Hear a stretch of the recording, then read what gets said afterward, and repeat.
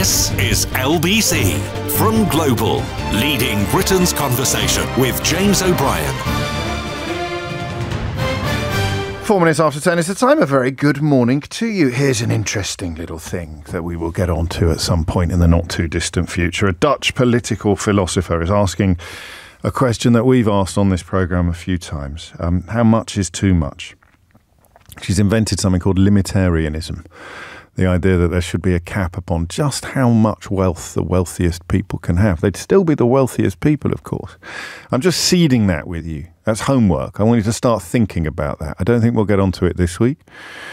Maybe not even next week, but soon and for the rest of your life. No, I want you to think about that. Limitarianism. How much is too much? There are questions coming up, I think, for society as a whole that are philosophical rather than sort of sociological or economic. I think there is a great reckoning on the horizon when it comes to things like inequality and global warming and the settlement, if you like, the social contract. But I won't concern you with such matters today. I look at rather more urgent matters today. I look at this strange insistence that the escalating situation in Yemen, where American and British forces continue to attack positions held by so-called Houthi rebels, who themselves are launching attacks on, they say, American and British ships that, or affiliated vessels whose sponsor countries are supporting Israel's continuing offensive in Gaza. And speaking of Israel's continuing offensive in Gaza, I don't know whether this is going to be relevant to the answers you provide to the question that I'm about to ask, but there is quite a lot of coverage, very poignant coverage in the British newspapers today of the 21 soldiers who were killed while carrying out a demolition operation in Gaza. That they were working to destroy two houses in a buffer zone along the inside of the border with Israel when Hamas militants fired a rocket-propelled grenade at them, and the explosive charges they were laying to blow up these houses instead killed the soldiers. They were in their houses and they were still killed.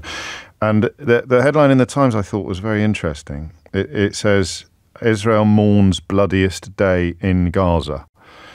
I just thought that was telling in so many ways. So the bloodiest day in Gaza saw 21 Israeli soldiers tragically killed by their own explosives. And yet the death toll for Palestinians, as we have mentioned a few times in the last few days, has now exceeded 25,000. These deaths receive considerably more coverage in almost all of the UK media than any of those 25,000. I'm not entirely sure why that is, and I'm conscious that even opening the door to answering that question could lead in some pretty poisonous and unpleasant positions, but I will leave it hanging. 21 soldiers tragically killed yesterday while preparing to blow up somebody's homes in Gaza, receiving way more coverage in almost all of the British media than any of the 25,000 Palestinian deaths so far. That's not an opinion, that's just counting. And that brings us to Keir Starmer, who I have been feeling rather warm towards of late. I don't know whether you've noticed. I feel that he has really played a blinder on the so-called culture wars, so much so that the Daily Mail today appears to have had some sort of crisis. Having spent years banging on about the culture wars and wokeness, today the Daily Mail warns us that the woke are responsible for the fact that we don't make advertisements anymore like the ones we used to make 50 years ago. So, I mean, why can't we have advertisements like a good old-fashioned Benson and Hedges advert, asks the writer across 2 pages in the Daily Mail today, before telling us that the answer is all the wokes, all the wokeness. So having given a speech in which he essentially said, oh, stop being so silly and grow up with all the woke stuff, will you? Particularly with regard to the National Trust and the RNLI. The people who've spent the last 2 years banging on endlessly about wokeness, the people, in fact, who inspired Woke Watch, which I will probably do today, although I've already told you what's going to be in it, inspired Woke Watch, the feature on this programme, And now, because Keir Starmer has given a speech in which he said, "Oh, do grow up, you silly little people," they're absolutely furious with him for engaging in the culture wars. The columnist Sarah Vine has written, a characteristically incoherent piece about how Keir Starmer is a disgrace because he's got involved in the culture wars. You'll remember that Rishi Sunak appointed a politician called Esther McVeigh and let it be known that she was the minister for being anti-woke. But Keir Starmer giving a speech telling everyone to grow up is an appalling intervention in the so-called culture wars because, well, I don't know why. So that will probably feature in Smear Keir today. So thank God for the Daily Mail. Without the Daily Mail, we would probably not have a Woke Watch or a Smear Keir most days, let alone today. But Keir Starmer, I think, let us down a bit yesterday. Possibly even a lot, because he shared the position that we were examining from Rishi Sunak's point of view. This continuing insistence that attacking Houthi positions in Yemen has absolutely nothing to do with the situation in Gaza, even as the Houthis make it clear that the reason why they are attacking certain vessels in that strait, in that Red Sea, is precisely because they are vessels affiliated with or flying under the flags of countries that are supporting Israel's offensive in Gaza. So I'll play you Sunak's words first, and then I'm going to play you Starmer's words, which I think are probably worse in many ways than Sunak's. And then I think I'm going to nudge you towards the question of why they... I don't normally like using the vague they in the questions that I ask you, but when you've got the two leaders of the two major parties singing from an almost identical hymn sheet, then I think you can use the word they in a sort of populist way. Why are they so desperate? Why are they so desperate to insist that these attacks have got nothing to do with what's going on in Gaza? 0345 6060 973 will be the number that you need. So first, let's hear from Rishi Sunak. Mr. Speaker, I repeat that there is no link between our actions of self-defence in the Red Sea and the situation in Israel and Gaza. Those who make that link do the Houthis work for them. And I want to be clear that those here at home who glorify the Houthis' attacks are glorifying terrorism, plain and simple.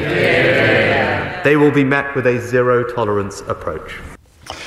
I haven't come across anyone glorifying the Houthis' attacks, and as we've said from the start, if you shoot things at me, then we will shoot things back at you, and that seems to me to be a fairly reasonable rationale upon which to conduct military operations, and therefore the attacks upon Houthi positions are, for my money, completely justified, unless there are repercussions and ramifications that I'm currently missing, in which case you know what to do.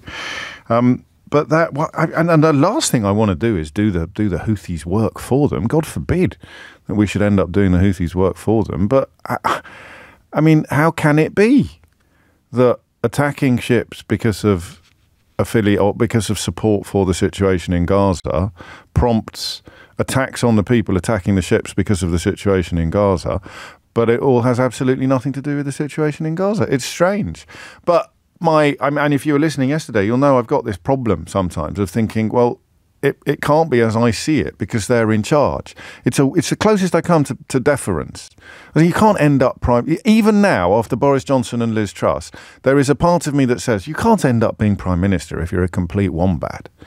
You can't end up being Prime Minister if you're just not very bright or not very good at politics. It's a bit like in the case of Johnson. You can't end up being Prime Minister if you're a pathological liar, sexually incontinent, and morally corrupt. But you can, because there he is. He's been Prime Minister, and he is a pathological liar, sexually incontinent, and morally corrupt. I've still got this weird... What is it? What is it? What is wrong with me? I've watched Liz Truss spend 10 minutes in Downing Street, set fire to the British economy, and I still have something inside me that says, you can't be Prime Minister if you're completely stupid. It's bizarre, isn't it? You look, I don't think I've got it in America. I don't know whether it's because Trump is just 10 times worse than everybody ever. You look at America and think, no, you really can have an absolute catastrophe, an absolute liability. You really can have a fascist, a full-on fascist in the White House. The American Constitution is not designed to withhold that threat, to withstand that threat. But I've still got it for Blighty. Is it patriotism? Is it a form of weird power? I refuse to believe that you can rise to the highest offices in this land if you are a wombat. And here we are, Rishi the Wombat, currently Prime Minister. So yesterday I was tying myself in knots trying to come up with ways of justifying his words that, in a way that didn't take us all for mugs. And today I've got to do the same for Keir Starmer. Like the Prime Minister, I totally reject the Houthi claims that attacking ships from around the world is somehow linked to the conflict in Gaza. These attacks do absolutely nothing for the Palestinian people. So, why? I mean, one of the answers to the question that I'm about to ask you could simply be, because it's true, James, but you need a little bit of help understanding precisely what is going on. Okay, so why are Rishi Sunak and Keir Starmer so adamant that attacking Houthi positions in Yemen has nothing to do with what's going on in Israel and Gaza, when under, I mean, pretty much any reading of the situation, they have at least something to do with what's going on in Gaza, and arguably everything to do with what is going on in Gaza. So don't go mad on me, all right? Don't come in with conspiracy theories. I certainly won't tolerate any anti-Semitic sort of tales of domination or influence. I want to know why Rishi Sunak and Keir Starmer are so adamant that the attacks upon Houthi positions in Yemen have nothing to do with what is going on in Gaza, when any observer must suspect that there is some link, even if it's tiny. This insistence that there's no link whatsoever. What is that all about? Hit the numbers now, you will get through. And the numbers are, all together now, 0345 6060 973. James O'Brien on LBC. James O'Brien on LBC. It is 10:18. You are listening to James O'Brien on LBC. If you're wondering why we haven't gone in this morning on the new Tory leadership battle, well, the reasons are twofold. Number one, you might not have heard of it.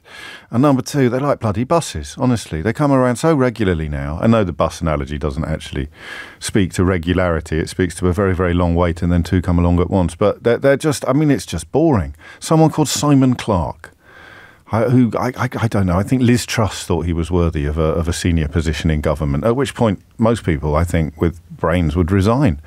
It's like the black spot, is it, in Treasure Island? Liz Truss thinks that you're worthy of a position in cabinet. Right, that's it for me. I'm afraid I'm leaving politics now. Liz Truss would like to make you Chief Secretary to the Treasury. I resign. I resign immediately. What the hell have I done to catch Liz Truss's eye?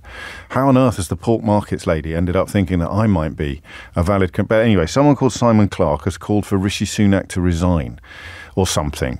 So we're not doing it in the first hour. In the second hour, we might do it, but it will be under the banner of asking, what the fudge is wrong with the Tory party? Now, though, we're looking at the situation in Yemen, and we're wondering why Rishi Sunak and Keir Starmer are both so adamant that it has nothing to do with what is going on in Gaza. A position that I don't understand, that's all. And I don't much like. The second position is probably negotiable. The first position is obviously up for grabs. Simon's in Torbay. Simon, what would you like to say? Oh, hi. Yeah, I've listened for a long time. I've never spoken to you before, so, thanks. It's funny what tempts people out of purdah, isn't it? Out of self-imposed. But it's not a great phone line, Simon, so it may not even be a very long conversation, but I shall disrupt you no further. I'll do my best. Of course, I've been listening to this particular story with great interest because there's a historical context. To go back a couple of hundred years, Britain and also the USA, but let's focus just on Britain, made an awful lot of its wealth that turned into an empire from, in fact, sinking and interrupting and stealing from enemy ships and essentially piracy, although we didn't call it piracy, we called it privateering. Privateering. How dare you suggest that Francis Drake and Sir Walter Raleigh were not... You're very woke, aren't you? You want to rewrite history. This is outrageous. They were not privateers. They were early pioneers of wealth redistribution, Simon. They were, and of course it wasn't political because it was for Britain. And the song... Rule Britannia, Britannia rules the waves. That doesn't come from nowhere. That has a context. Yes. And Lloyd's of London is in London, and the International Maritime Association is in London. And Keir Starmer and Rishi Sunak, I think basically when both the leaders of the two main parties agree on something, we're beyond politics. Yes. That is now the British establishment speaking. Gosh. We will not put up with this. because we rule the waves. Britannia rules the waves, and we'll just forget how we made our fabulous wealth in the first place. So there's a subconscious jingoistic belief that we still rule the waves, albeit that we're here very much as Robin to America's Batman. That would explain the British involvement in some ways. Absolutely. I mean, America, the USA rules the waves as well. It was just Britain. We sort of passed that mantle on to the USA to a large degree. No, I get all of that, and I nudge you now towards the question. That's helpful context and actually a timely reminder. Yeah. And indeed, I mean, I know that you know this, but I need to remind myself sometimes. It explains the disaster, the foreign policy disaster of Suez. Actually, precisely the mindset that you've just described explains the foreign policy disaster of Suez. So why are Sunak and Starmer both so adamant that it's got nothing to do with Gaza when most people, whatever their position, suspect that it probably has something to do with Gaza? Yeah, absolutely. Essentially, because they have no choice. They have to. It's the only position which is consistent with British history, for one thing, and consistent with the current situation in Israel. We've put ourselves very strongly in support of Israel. For reasons. But we and Israel have made it a big thing that Hamas is an Islamist terrorist organisation. Now, yes. The Houthis are also an Islamist terrorist organisation. Yes. And so we, as allies of Israel, therefore have and America, have no choice but to come out against these other. And our pretext, of course, is the economy. Of course, that's the pretext, because there is no other. That doesn't explain why they insist it's got nothing to do with Gaza. That explains... you're allowed to say I don't know, because I'm not sure I do. I just think they have to. I think they have to box these things off. It could be true. It could be true that it's got nothing to do with Gaza, but it's an odd flex when the Houthis are saying it's got everything to do with Gaza, and the evidence does rather support them on this. Well, I mean, at the end of the day, do we believe the people that are doing the thing, or do we believe other people who have a vested interest in the thing? I mean, Well, neither, necessarily. I don't want to believe the Houthis over my own government, ever, to be honest with you, because, as you say, they're Islamist terrorists. They tick all the boxes. Child soldiers, executing civilians. They're a disgusting bunch of people. But that doesn't mean they're lying when they say this is why we're doing this thing. Well, but as you have, remarked many times on your own show, the people who constitute our government, they're not on our side. Our best interests are not of interest to them, and so if they're not on our side, let's call it a trust deficit. There's a trust deficit. There is a trust deficit, and it's growing for me because, as you've just highlighted, it's possible that this particular incident puts Sunak and Starmer in the same establishment-shaped category, which is quite worrying in many ways. Cameron, thank you, Simon. A sparkling debut. I look forward to your second contribution to the programme. David Cameron is on his way to the Middle East, and it is reported that his visit will put pressure on Israel. Netanyahu's under pressure from all sides now. One of the great failures of Western media coverage throughout this crisis has been how self-interested Netanyahu's motivation was and how comfortable he was with the failure to secure the hostages. The failure to secure the hostages means he can carry on blowing up the Gaza Strip, and that arguably is a much bigger priority for him than rescuing any hostages. That certainly is the view of many of the hostages' families. But there was a line that I thought was remarkable in some of the analysis today, which effectively said, everyone agrees, the Foreign Secretary will tell the Israeli Prime Minister the war cannot continue for a moment longer than necessary. And we're back to where we started, aren't we, on the question of proportionality. How much is too much? When does it cease to be necessary or unnecessary? Crazy business, really. Everyone knows it's going to have to end. Nobody knows when it is or what it will look like when it does. But that's not what we're doing today. What we're doing today is wondering why both of them, the two party leaders, are adamant that it's got nothing to do with Gaza. When, I mean, look, I'm not stupid, and I think it almost certainly does. Chetan is in Slough. Chetan, what would you like to say? Hello, thank you for taking my call. You're welcome. I think there's two reasons. I think there's the moral element to this, and then there's the political element. Yes. If the government was to, if they were to accept the relationship between the Houthi strikes on international lanes and Gaza, it would have to reopen the whole debate on why on earth are we providing diplomatic cover to Israel, especially given the continuing destruction in Gaza, given the death toll in Gaza and given that Israel has rejected a two-state solution. And given the international part, I mean, once you move outside of the US and the UK and some sort of relatively piddling allies, the world is almost united in opposition to what's going on now. Absolutely. And I think that debate, the counterattacks that it will open the government up to, is very embarrassing, because how can the government stand there and justify it? They can't really. And that's why if they were to accept that relationship and entertain that debate, Rishi Sunak and indeed Keir Starmer will find it very difficult to justify their past comments and actions. And I think... Why would they? Sorry, you lost me there. It's my fault, I'm sure. Why would they find it difficult to justify their past actions and comments? In relation to, if they were to say, OK, the Houthis and what they're doing in Gaza, if there's a link there, if the natural question is then, why on earth are we continuing to sort of back what is going on in Gaza in relation to the wider sort of regional instability that it's causing? The government may find it very difficult, I think, in order to explain how it's going to bring an end to what is going on here, and how it's going to bring an end to not only what's going on in the Red Sea, but also what's going on in Gaza. I think the government will find it very difficult, in my opinion. I understand what you're saying, almost by a process of intellectual osmosis. I'm kind of absorbing your thoughts, but neither of us have got them completely nailed down in terms of words, have we? It feels that it would be very difficult to sustain those two positions simultaneously, but I don't think we've pinned down precisely why. Yeah, sorry.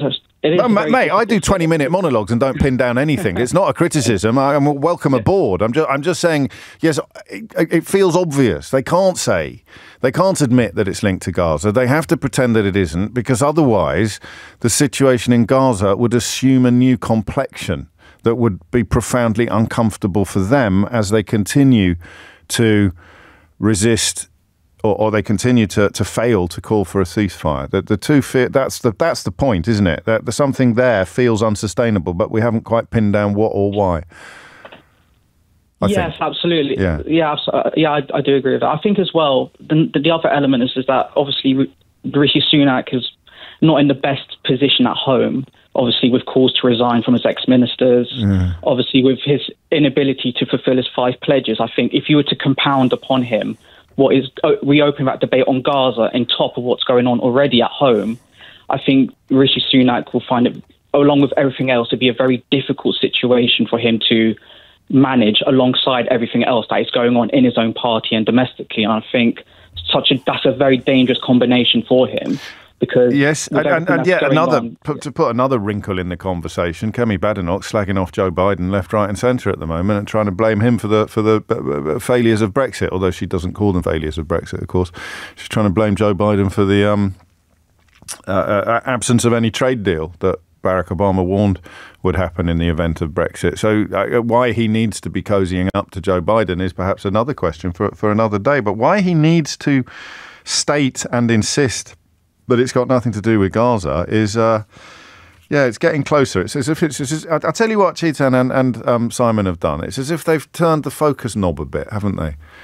They've turned the focus knob a bit, but it's still a bit blurry. Speaking of knobs, Lee Anderson has given an interview to the Daily Telegraph today in which he's asking for his old job back. I've just seen this. I shall give you more details after the very latest news headlines with Thomas Watts. James O'Brien on LBC. James O'Brien on LBC. 10:34 is the time. I'm going to read you 2 texts that are completely at odds with each other, and I shall read them without comment because I think it's a sign that the conversation is both worth having and complicated, not to mention very interesting. Question from Lisa. Why do you think the Houthis have recommenced attacking ships? Is it because they want to impose the, quotes, valid, end quotes, sanctions on Israel in order to save Gazans, or is it because Iran has told them to do so? I would say that Starmer and Sunak believe the latter, and I'm not sure I disagree. You appear to be buying the very clever PSYOPs operation currently being forged by Iran! ! Incidentally, I think Starmer is showing himself to be the man of metal we need for PM. And by complete contrast, Josh has listened to the same half an hour of radio and has texted they have to peddle this lie because the Houthis are saying that they're acting under international law, which states that there's a legal requirement to prevent genocide. I haven't seen that, Josh, but I'll take your word for it. This is why they have to peddle this rubbish, because then the question becomes, why is Britain, a signatory to the Geneva Convention, not doing anything other than be complicit in the genocide? We've had a conversation already this week about whether or not that word is appropriate. It has been used by the chief rabbi in dismissing its use in the context of what's going on in Gaza. And, of course, it's been used by the South African government in the context of a case currently being heard by the International Court of Justice. So it is certainly not the case, Josh, that word can be inserted into the conversation unchallenged. But there are two positions, both relatively pertinent and informed, and yet completely at odds with each other. We must be talking about the Middle East. Claire's in York. Claire, what would you like to say? Hi. Hello. I mean, this absolutely pains me to say this. Go on. I'm sorry to hear that. But for the first time in my life and the last time in my life, I agree with Sunak. Go on. I mean, I can't. I can almost. I'm choking on those words, but I agree. Well, it's easier to say I agree with Keir Starmer. Yes, fair enough. I mean, I think what's happening in Gaza is a disgusting stain on humanity, but I don't think for 1 minute the Houthis care about what's happening in Gaza. Their hate for Israel, the West and the USA is of far more importance. I mean, look, they terrorise their own people. And I heard They do. I mean, categorically they do. If anyone's not clear about this, the whole gamut of child soldiers right through to public execution. Yeah, I mean, it would be like the Taliban saying that they were concerned about women's rights in Iran, for them to think that the Houthis are caring about what's going on in Gaza. I heard a female Yemeni activist being interviewed on Newsnight and she said she was so concerned about how the Houthis are using this as propaganda and the West are falling for it, and how this was just giving them more legitimacy. Well, it has done that. It's also increased their popularity at home, but I suppose... Yes, and she was really worried about this. She was really concerned. Because that's bad news for Yemen. Yes, it is. Of course, it is. And the Houthis are just. I mean, I just think that they're lying in clover with this. I mean, because the whole West is up in arms, support and thinking that the Houthis are these moral saviours, and it's just absolute nonsense. Brilliantly put. Why would we believe what the Houthis say? I mean, after years of terrorising their own people, raping their women, why would they care about what's happening in Gaza when they're doing that to their own fellow? Well, I have two thoughts. The first is that the timing that does somewhat undermine your reasoning. No, I think... Hang on, you can come straight back at me. And the second is, I think you're almost certainly right about the likelihood of them suddenly having discovered reservoirs of empathy for the ordinary Gazan, the ordinary Palestinian in Gaza.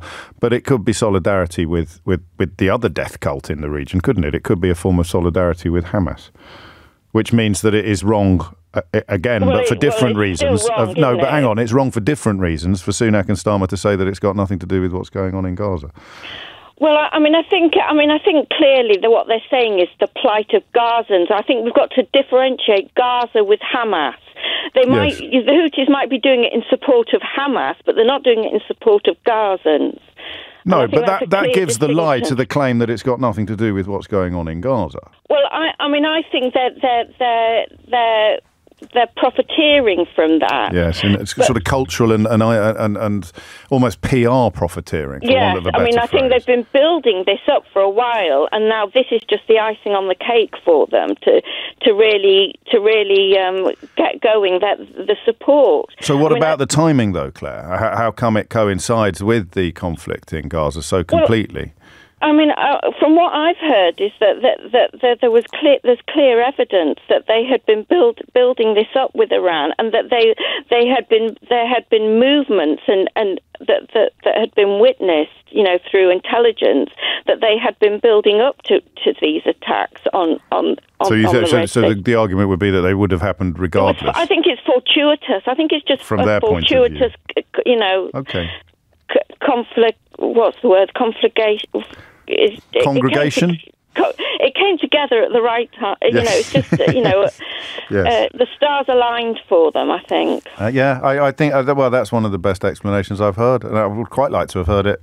And I hope you'll take this as a compliment, Claire. Although I'm not entirely sure you will. I would have quite liked to have heard that in the House of Commons yesterday. Okay, I'll take it. That'll do.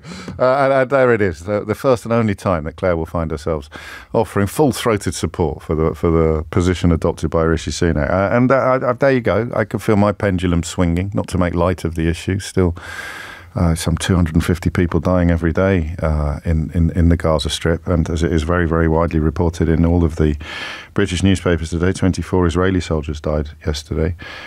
As well. 10:41 is the time. Harriet is in Kingston. Harriet, what do you think? What would you like to say?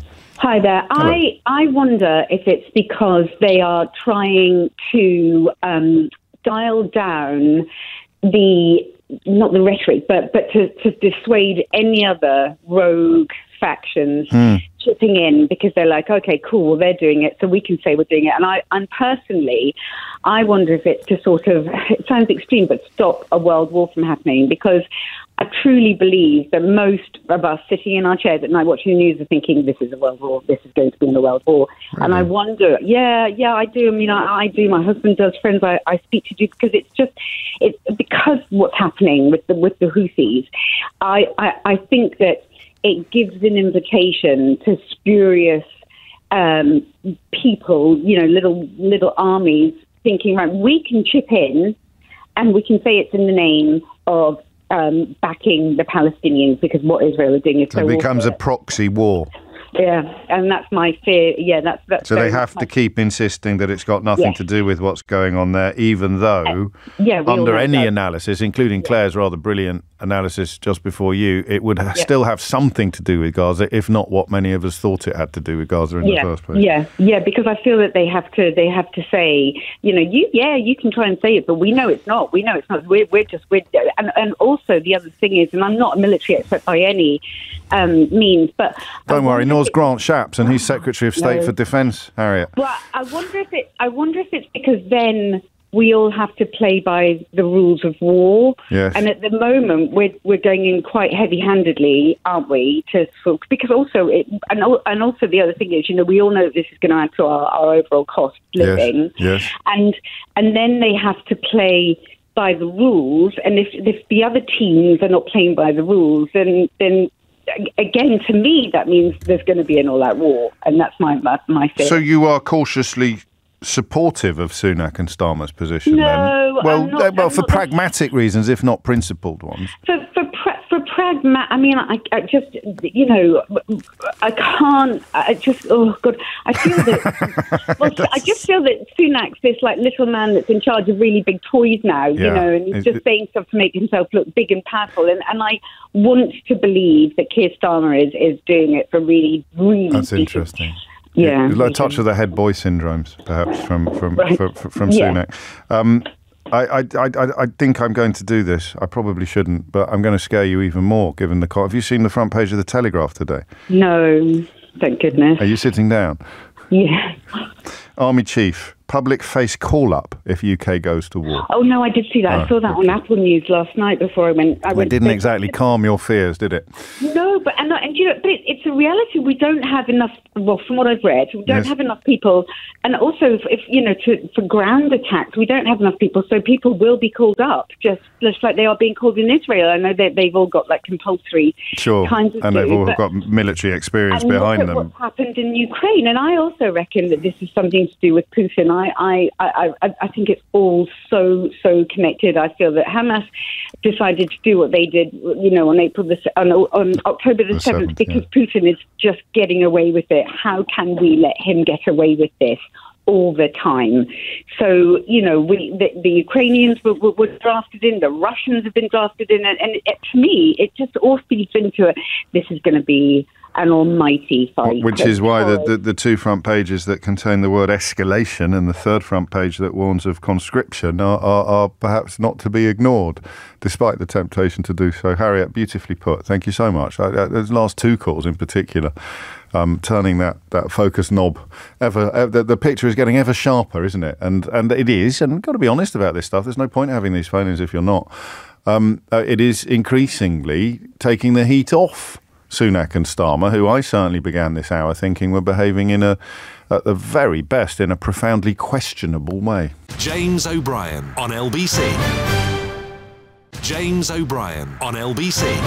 10:49 is the time. Jane says, a brilliant current and last caller. They put into words what I could never manage. Some on the far left think the UK has more power than we do. Maybe. I think some on the right are pretty deluded about how much power we have in the modern world as well, Jane. World War III currently feels more possible than at any time since 1984. And I'm going to play you the clips again, actually, of Sunak and Starmer, because I think I am moving towards a much better understanding of why they said what they said, and indeed perhaps an appreciation of why they said it. We'll start with Sunak.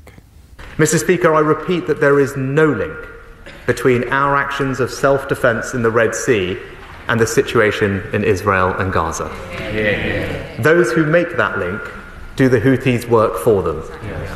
And I want to be clear that those here at home who glorify the Houthis' attacks are glorifying terrorism, plain and simple. They will be met with a zero-tolerance approach. And now Keir Starmer, who I think goes further.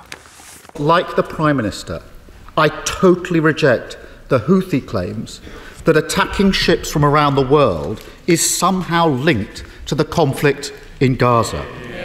These attacks do absolutely nothing for the Palestinian people. And that is why, if you factor in something called the Combined Maritime Forces as well, a sort of multinational maritime partnership which exists to uphold the rules-based international order. I know what you're thinking. Oh, the Tories suddenly care about rules-based international order. But it is there to counter illicit non-state actors on the high seas. And the UK and the USA, given their naval capabilities, are obviously going to be at the forefront of any engagement by the Combined Maritime Forces, albeit that it involves there's 40 nations involved in that multinational naval partnership. So it's not cognitive dissonance, is it? It's more sustaining two, or maybe it is cognitive dissonance, sustaining two kind of conflicting ideas in your head at the same time. But it's very hard to argue. It's very hard to believe that it absolutely has nothing whatsoever to do with the situation in Gaza. But the reasons for the American and British responses to the Houthis do not have anything to do with the situation in Gaza. Now, in order to sustain that, they have to say, in a sense, that the Houthis are lying about why they're doing what they're doing, and they might be. But you can, I think, separate the two. I can answer one question from Simon, expressing some scepticism about why the Houthis would have these kind of weapons in the first place, given that they're conducting a civil war within Yemen. The answer is that they inherited an incredible stockpile of weapons, mate, from a previous Yemeni president. And those weapons had come in from all over the shop. They'd come in from North Korea. They'd come in from Russia. They'd even been bought from previous regimes in Ukraine. So they've just, and Iranian weapons as well, of course, which they continue to receive. But they inherited huge arms caches from all of those states. So there you go. Finally, I sound a bit knowledgeable. I read that this morning. 10:52 is the time. Naz is in Cardiff. Naz, what would you like to say? It's the first time, James, that I totally disagree with you. I agree with you on almost everything. Well, that's very healthy. What are you? Because I'm not entirely sure what my opinion is, so I can't wait to hear what you disagree with. Well, what I disagree with the ladies saying is, I abhor terrorism. I don't support the Houthis. Of course. But the timing. Why didn't they do it before? All these years before. And then for Rishi Sunak and Keir Starmer, as usual, taking the other side. As usual, supporting Israel, defending Israel. What are they doing for the Palestinians in Gaza? Nothing. They've got armies to go and shoot the Houthis, but Israel is continuing every day to kill children every day. And for the Muslims, for me as a Muslim, British-born Muslim in this country, born here, it makes me cry. I cannot believe what is happening. They're such hypocrites. Starmer and Sunak. Look, for Ukraine, everybody went out full for Ukraine. What are they doing? Is it that Palestinian children are not worth their lives are not worth anything? How dare people do that? I've been a Labour supporter all my life, and I am 61. I have never ever seen, and I've studied history. Yes. Never again, they said. Never again. But you're all standing there and still saying Israel has to have the right to defend itself. Yes, it does have the right. Of course, Hamas shouldn't have done October the 7th. But the fear, which has been in place from late October, probably the fear that banner of defending itself would extend to epic destruction and carnage in Gaza has now been realised, and there's no sign, certainly not from Netanyahu's end of the conversation, there's no sign of it diminishing or ending anytime soon. I hear you, and I feel you as well, actually, Naz, and I'm so sorry for what you're going through emotionally.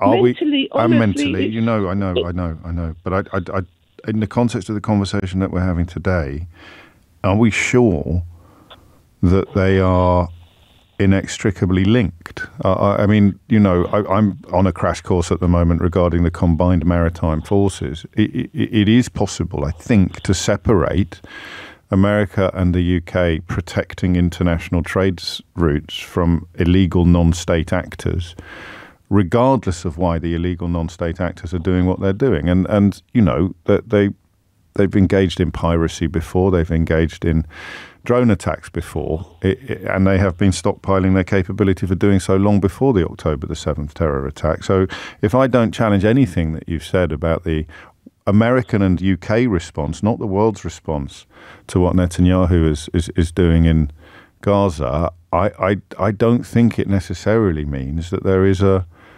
direct link between that and what is happening now in Yemen. Not direct. No. Maybe. I can shift a bit on that. But the fact that the world is still watching, James. The fact that the world is still watching, and there's argument and the vetoes and. Can people understand? I know personally of someone that has seen his sister raped, Palestinian, has seen his sister raped, his mother killed, his father killed. What are we? What aren't we human beings? What are we? And yes, I can't answer that question. I can't answer that question. Except with a repeat of the one I asked you a moment ago, which was about the. Yeah. I'm glad that you have, and you're more than welcome to do so to bring your pain to the program. But it's not necessarily pain that's pertinent to the. And I don't mean this as a criticism, but it's not necessarily pain that is pertinent to the conversation we've been having this morning. No, I do understand that, and I do say, all right, we can defend our waters and things like that, but I just want people to realise, completely, that there's a grey area. There has to be a grey area again. Yes. And it's always Britain and the USA. Yes. I wonder why France doesn't get involved. Why doesn't Germany get involved? Well, they don't have the capability, is one answer. But they also are not offering full-throated support. Australia is, oddly, but there are... There is certainly room for more enthusiastic support from other countries than has currently been secured, but it's not an entirely... I mean, certainly the combined maritime forces are a 40-strong coalition of international naval powers, among whom the Americans will be by far the most powerful. But yeah, I'm glad you rang in today, even if it wasn't bang on topic, Naz, because I don't understand why the pain you feel is reflected almost nowhere in the British media, and yet the pain many people will feel about the deaths yesterday of 24 Israeli soldiers is reflected almost everywhere. It feels a little unfair. Yeah. That imbalance. Yeah, and I don't want any death. Please get me right. I don't want any death anywhere. That's my opinion. I don't want any from both sides to die in Israel and Palestine. I don't want any death, but I'm just saying, thank you for reflecting that in the media as well, we just feel totally alone. I understand. As a community, well, that's not an opinion, is it? That's just counting. That's just counting, not necessarily counting casualties and deaths, which seems like a grim currency, but counting pages, counting paragraphs, counting coverage. Naz, thank you. Amazing calls that hour. I hope that's not a glib thing to say, but informative one moment and profoundly moving the next, and of course deeply troubling. This isn't going away, this story. I can tell you that for nothing. Nor, perhaps, is the next conversation we're going to have, which is a variation upon a theme that's becoming something of a hardy perennial on this programme. Would you believe that a former minister, albeit a relatively nondescript and irrelevant one, has launched an attack upon Rishi Sunak's leadership, calling for him to resign and be replaced? So, once again, we find ourselves asking, what the fudge has happened to the Tory party? James O'Brien on LBC.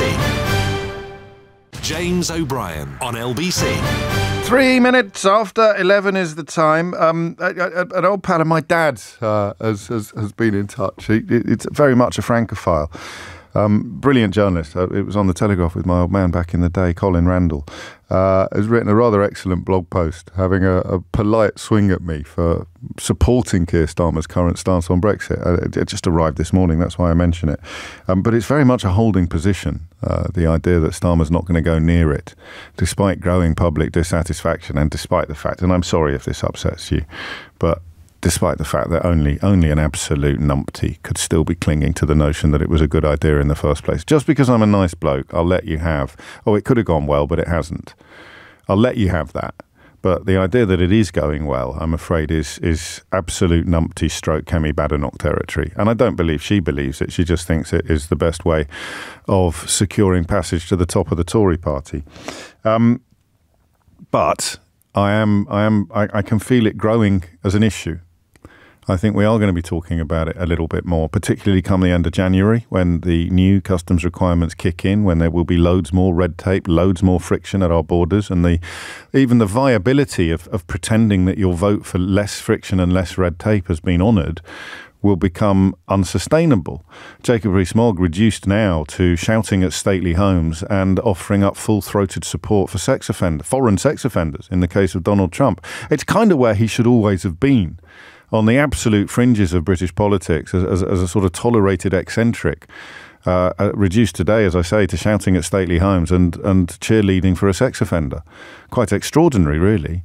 That he casts himself both as a moralist and indeed as a constitutionalist, when he has complete contempt for both morals and constitutions, as he demonstrated. So I mentioned him only as a prominent Brexiter. I'm going to play you a little clip of another prominent Brexiter at the moment before we turn our attention to the latest Tory leadership row or bid even. An MP called Simon Clarke, whose talents are such that only Liz Truss really recognised them, has called for Rishi Sunak to resign. And it has emerged that he's received a £40,000 donation from, wait for it, JCB, who the owner of which, a chap called Bamford, was of course a key supporter of Brexit, pretty much, apart from the Wetherspoons bloke. Can I take a moment to say something about him, or is that too much of a digression? Listen, he should never have got the attention that he got during the Brexit referendum, because he didn't really know what he was talking about. But he runs brilliant pubs. I don't like the snobbery that surrounds Wetherspoons. If you like beer, especially if you're and you get good value food in there, I found myself in a couple of Wetherspoons latterly.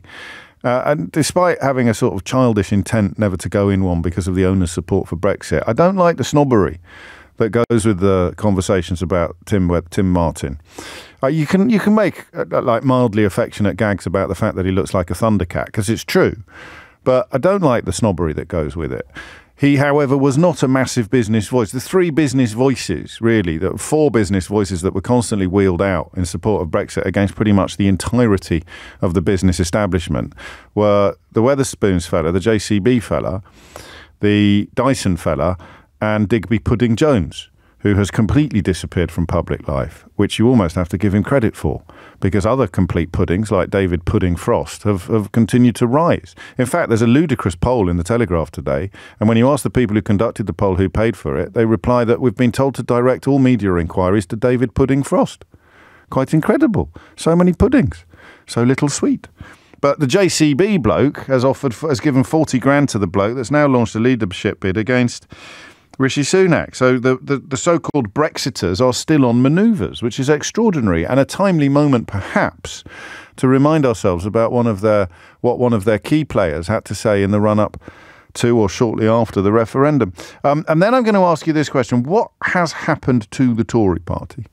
I may go into a little bit more detail, but that's the question we're moving towards. First, though, speaking of people who have more or less disappeared from public attention, despite being absolutely impossible to avoid in the run-up to the referendum and in the immediate aftermath, Daniel Hannan, inevitably, because he has been proved wrong about everything, was put in the House of Lords by Boris Johnson. And yesterday, the Daily Mail paid him to offer up his opinions on two Labour politicians, stating the obvious, that we need to have closer ties with our most geographically close trading partners. So Daniel Hannan has emerged from a richly deserved and self-imposed purdah to offer up his expert opinions on matters Brexit. So I thought it would be timely to remind ourselves of just how brilliant an analyst he has proved himself to be.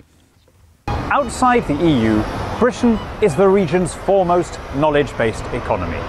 We lead the world in biotech, services, law, education, the audiovisual sector. Outside the EU's clinical trials directive, we're again at the forefront of medical research.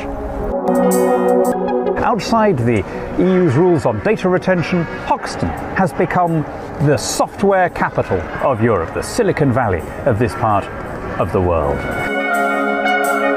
Outside the downright malicious rules on pensions, equity and insurance, our financial services are booming, not only in London, but in Edinburgh, Leeds and Birmingham. And our older industries have revived too. Our farmers, always more innovative than their continental rivals, are exporting all over the world. Our fishing grounds have once again become a great renewable resource.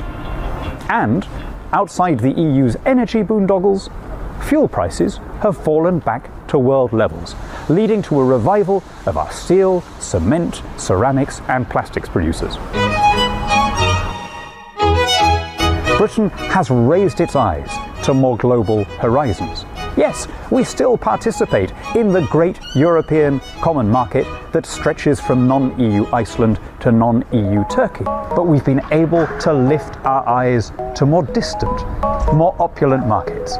Markets to which we're linked by custom and kinship, by language and law. Family incomes have received a triple boost. Food prices are lower outside the Common Agricultural Policy. Fuel bills are lower because energy prices have dropped to world levels, and taxes are lower because of the independence dividend. And that means more household income for everybody and a general stimulus to the entire economy. As the Daniel Hannan there. What happened then at the end? It sounded like a remix. Am I on? Am I live? Good. Daniel Hannan there, reflecting upon where the country would be in June of 2025. So in his defence, there's still 18 months to go. And the Mail are still paying him for his insights and his opinions. And he sits in the House of Lords now. You need. It's hard to pick a single emblem of Brexit idiocy, like one person who best encapsulates the absolute congregation of circumstance, the reward of ignorance, the epic sense of entitlement, the arrogance that saw people think they understood issues better than people who'd spent their whole lives examining, exploring or living through those issues. And of course, the soft soaping, the belly tickling that they received from almost all of the British media, not just the print media. You couldn't get Hannan off this station at one point. People were queuing up to book him for his insights when he didn't even understand the barest consequences of what he was agitating for, and he's back. He's back in the Daily Mail offering up his opinions. And over at the Daily Telegraph, the sort of Charybdis of newspaper corruption to the Daily Mail Scylla, over at the Daily Telegraph, there are calls for Rishi Sunak to be ousted, and they're coming from precisely that rump of the Tory movement that brought you Brexit, the headbangers, the weirdos, the misfits who have somehow ended up in complete control. Someone called Simon Clarke, who was Rishi Sunak's deputy at the Treasury, has written an article claiming that extinction is a very real possibility for the Tory party. It's been published under the guise of being news by the Telegraph, alongside polling, apparently paid for by people linked to David Frost, but they won't tell us who, which frames such ridiculous questions. Utterly ridiculous questions. It says, would an unnamed Conservative leader who possessed superpowers and incredible gifts win your vote in a putative election, or would Keir Starmer? It's more or less that they've polled on. And obviously, Daily Telegraph readers or anybody polled has responded, oh yes, I like the sound of this mythical superhero. I definitely vote for him. So the idea that this is in any way built upon facts or evidence doesn't bear the barest scrutiny. And within hours of it being published, it's emerged that JCB have given £40,000 to the bloke who's launching the apparent putsch, or at least an attempt. He's floating the boat. He's raising the issue of the necessity of getting rid of Rishi Sunak. Oust Sunak or Tories will go extinct, warns former cabinet ally. Now go back 18 months and this fellow was number 2 to Rishi Sunak in the Treasury. So this notion of a circular firing squad where they keep missing each other, one of my favourite descriptions of British politics, even though it's my own, one of my favourite descriptions of British politics becomes more accurate by the day. The Conservative Party has turned into a circular firing squad where they just keep missing each other. It's absolutely surreal. And now, even to my surprise, they have from within someone who is described as a senior Tory, although they describe Lee Anderson as a senior Tory, so it's become a fairly meaningless descriptor latterly, is calling for a change of leadership. I don't have a particularly sophisticated question for you today, but I do have quite a strong opinion. I'm actually beyond amused by this now. You know that they say you should never interrupt your enemy while they're making mistakes. But if your enemy is running the country while making epic mistake after epic mistake after epic mistake, I think that amusement gives way pretty quickly to a sort of icy fury. I'm not allowed to swear on this programme, but the idea that any Conservative politician would look at the state of this country today and think, I know what I'm going to do. I'm going to launch an entirely self-serving leadership campaign, or at least I'm going to start asking questions about the current leadership, because somehow that is more important than everything from the situation in the Middle East right through to the state of our waterways or our schools or our hospitals. I genuinely cannot get my head around how anybody in January of 2024 can be thinking, as a prominent politician on the public purse, can be thinking that my top priority now should be going after the leader of my own party, should be going after the Prime Minister. I understand self-interest, I understand self-absorption, I understand arrogance, I understand entitlement, I understand what happens to people when they walk through the doors of the House of Commons. It's like a Hogwarts effect where they begin to believe that they're magical creatures when in fact they're just wombats. I'm getting a lot of abuse for maligning wombats. I'll come up with a better description in a moment. But even as a veteran watcher of British politics, and you'll allow me to remind you that since 2016 I've predicted almost every twist and turn of the national pageant accurately, up to and including the disgrace of Boris Johnson. What the fudge is going on here? Major right-wing newspaper, former number 2 in the Treasury, David Frost and a mysterious donor, all combining forces to try to get rid of Rishi Sunak. The question I've got for you is why? Why do these ghouls and vampires... Listen, I think Rishi Sunak's an absolute disaster. But if you want stability, the best available option at the moment, before they call the general election that they should frankly have called yesterday, is not to spend the next 2 months caught up in another internecine warfare prompted by the arrogance and self-absorption of right-wing Tory MPs. So why? Knowing what you know, seeing what you see, hearing what you hear. Why? Where is this coming from? The bloke that owns JCB has bunged 40 grand to a relatively nondescript Tory MP who styles himself as being to the right of the right of the right, voted against the Rwanda bill and is calling today in the pages of the Daily Telegraph for the Tories to get rid of Rishi Sunak. Why? Why? 0345 6060 973. What are they playing at? Because I don't, well, beyond the obvious answer of prioritising self-interest, self-advancement and attention-seeking over anything that remotely resembles the national interest, I don't know what these clowns are playing at, and I need you to tell me. Hit the numbers now, you will get through. James O'Brien on LBC. James O'Brien on LBC. 20 minutes after 11 is the time. Go on, have a crack, if you can, at explaining it. There's a so-called senior Tory, 40 grand in his back pocket from the owner of the JCB and a big cheerleading front page from the Daily Telegraph calling for Rishi Sunak to go or the Tories will be extinct. What's going on? 0345 6060 973. A couple of you clearly listening to a programme I was listening to this morning where it was suggested that it could have something to do with the imminent sale of the Daily Telegraph. Rishi Sunak will be making that decision, and are there people at the Daily Telegraph that would rather somebody else was in the chair when the decision was taken on whether or not the Daily Telegraph could be sold to Abu Dhabi interests? I don't know. I mean, we're never going to get to the bottom of anything like that. But it is frankly extraordinary, isn't it? To look at the state of the country today and then have someone called Simon Clarke popping up and squealing about how it's really important to get rid of Rishi Sunak. Unless, of course, you agree, in which case you're probably best placed to tell me or to answer the question on what the fudge is going on. 0345 6060 973 is the number to call. It's the end of January 2024. We have to have an election before the end of this year, pretty much. The country is in dire straits. And the Tories are having another civil war. The Tories are having another civil war. What's happened to your party if you are a Tory? And if you're not, what the fudge is going on? Matt's in Orpington. Matt, what would you like to say? Oh, hey, James. Firstly, first-time caller. Welcome. Secondly, I moved back to the UK. I'm from London originally, but I moved back to the UK after spending almost 20 years living in Australia. I am Anglo-Australian. Right.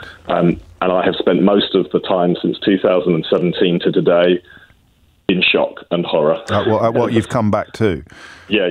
Do you know what you're like? Somebody who's very nervous and scared and anxious. No. I'm putting you at your ease without you even noticing now, Matt. You are like you're like a grandma who only sees her grandchildren sporadically. So you have noticed how much they've grown. You see, you've come to visit for Christmas, and you've said, "Are you pouring yourself a cup of tea while I'm talking?"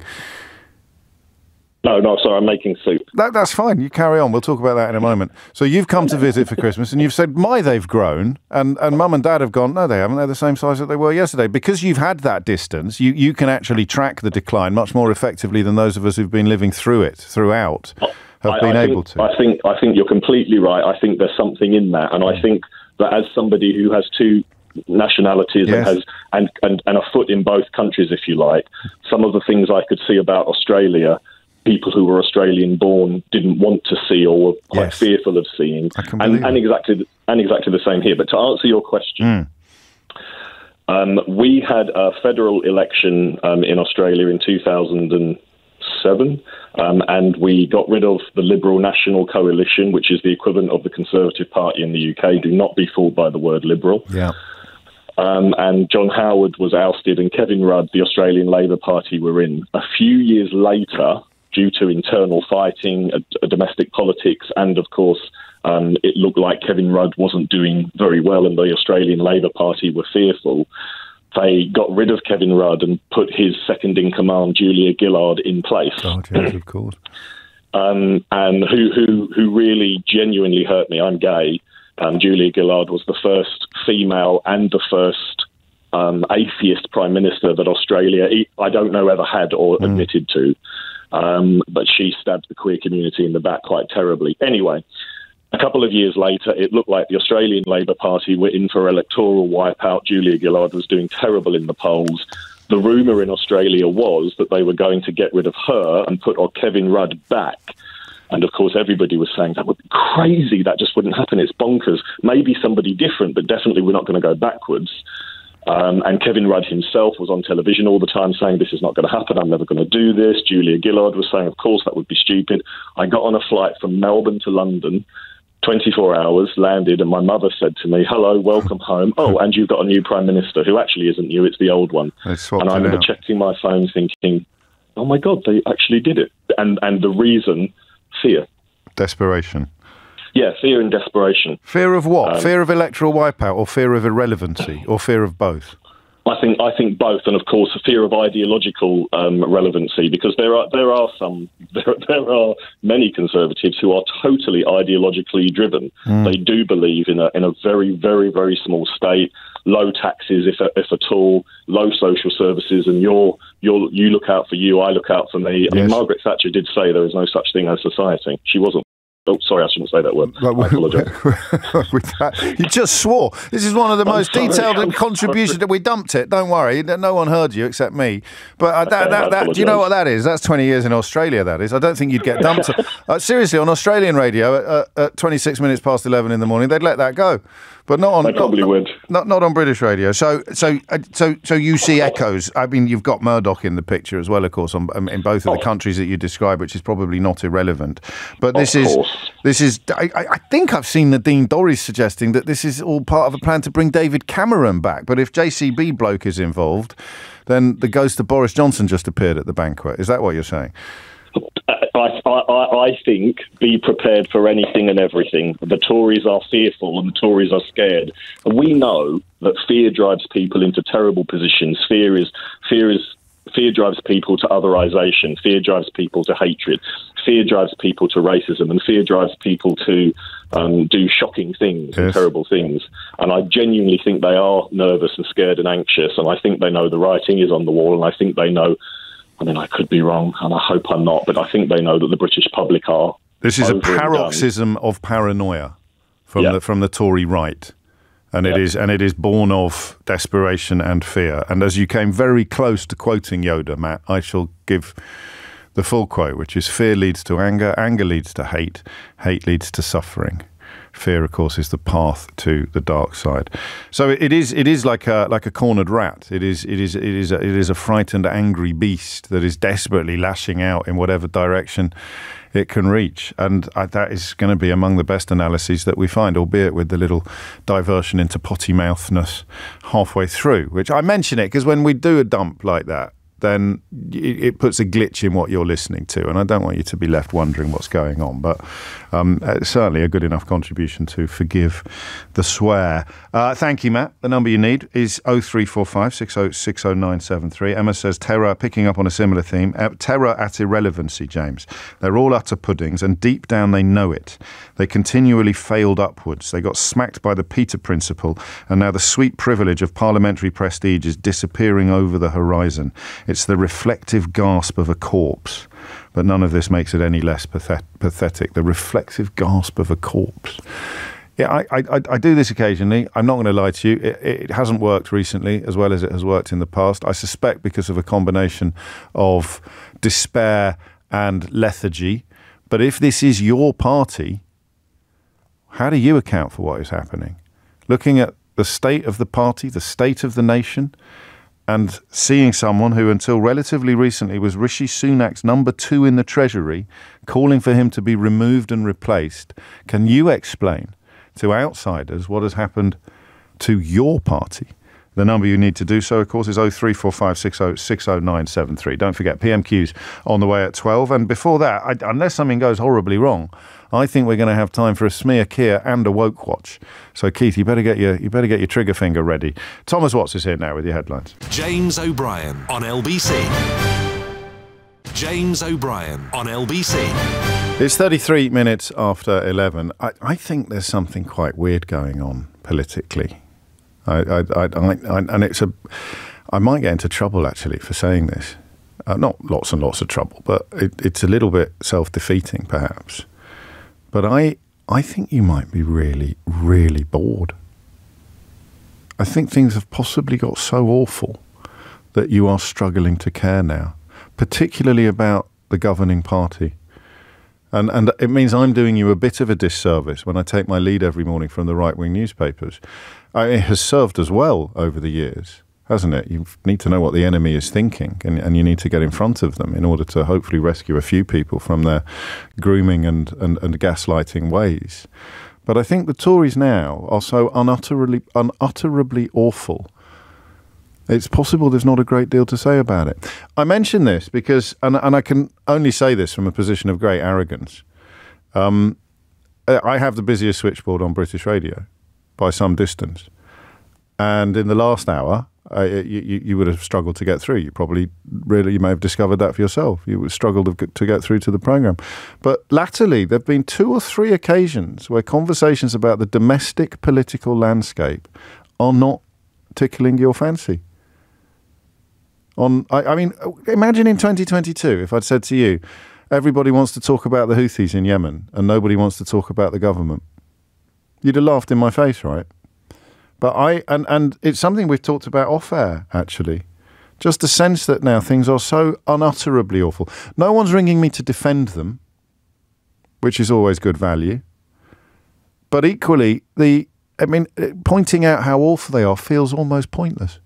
It feels like, yeah, whatever, James. The Pope's a Catholic and bears poo in the woods. And the Tories are... Have a listen to this bloke. I don't know if you've come across him before.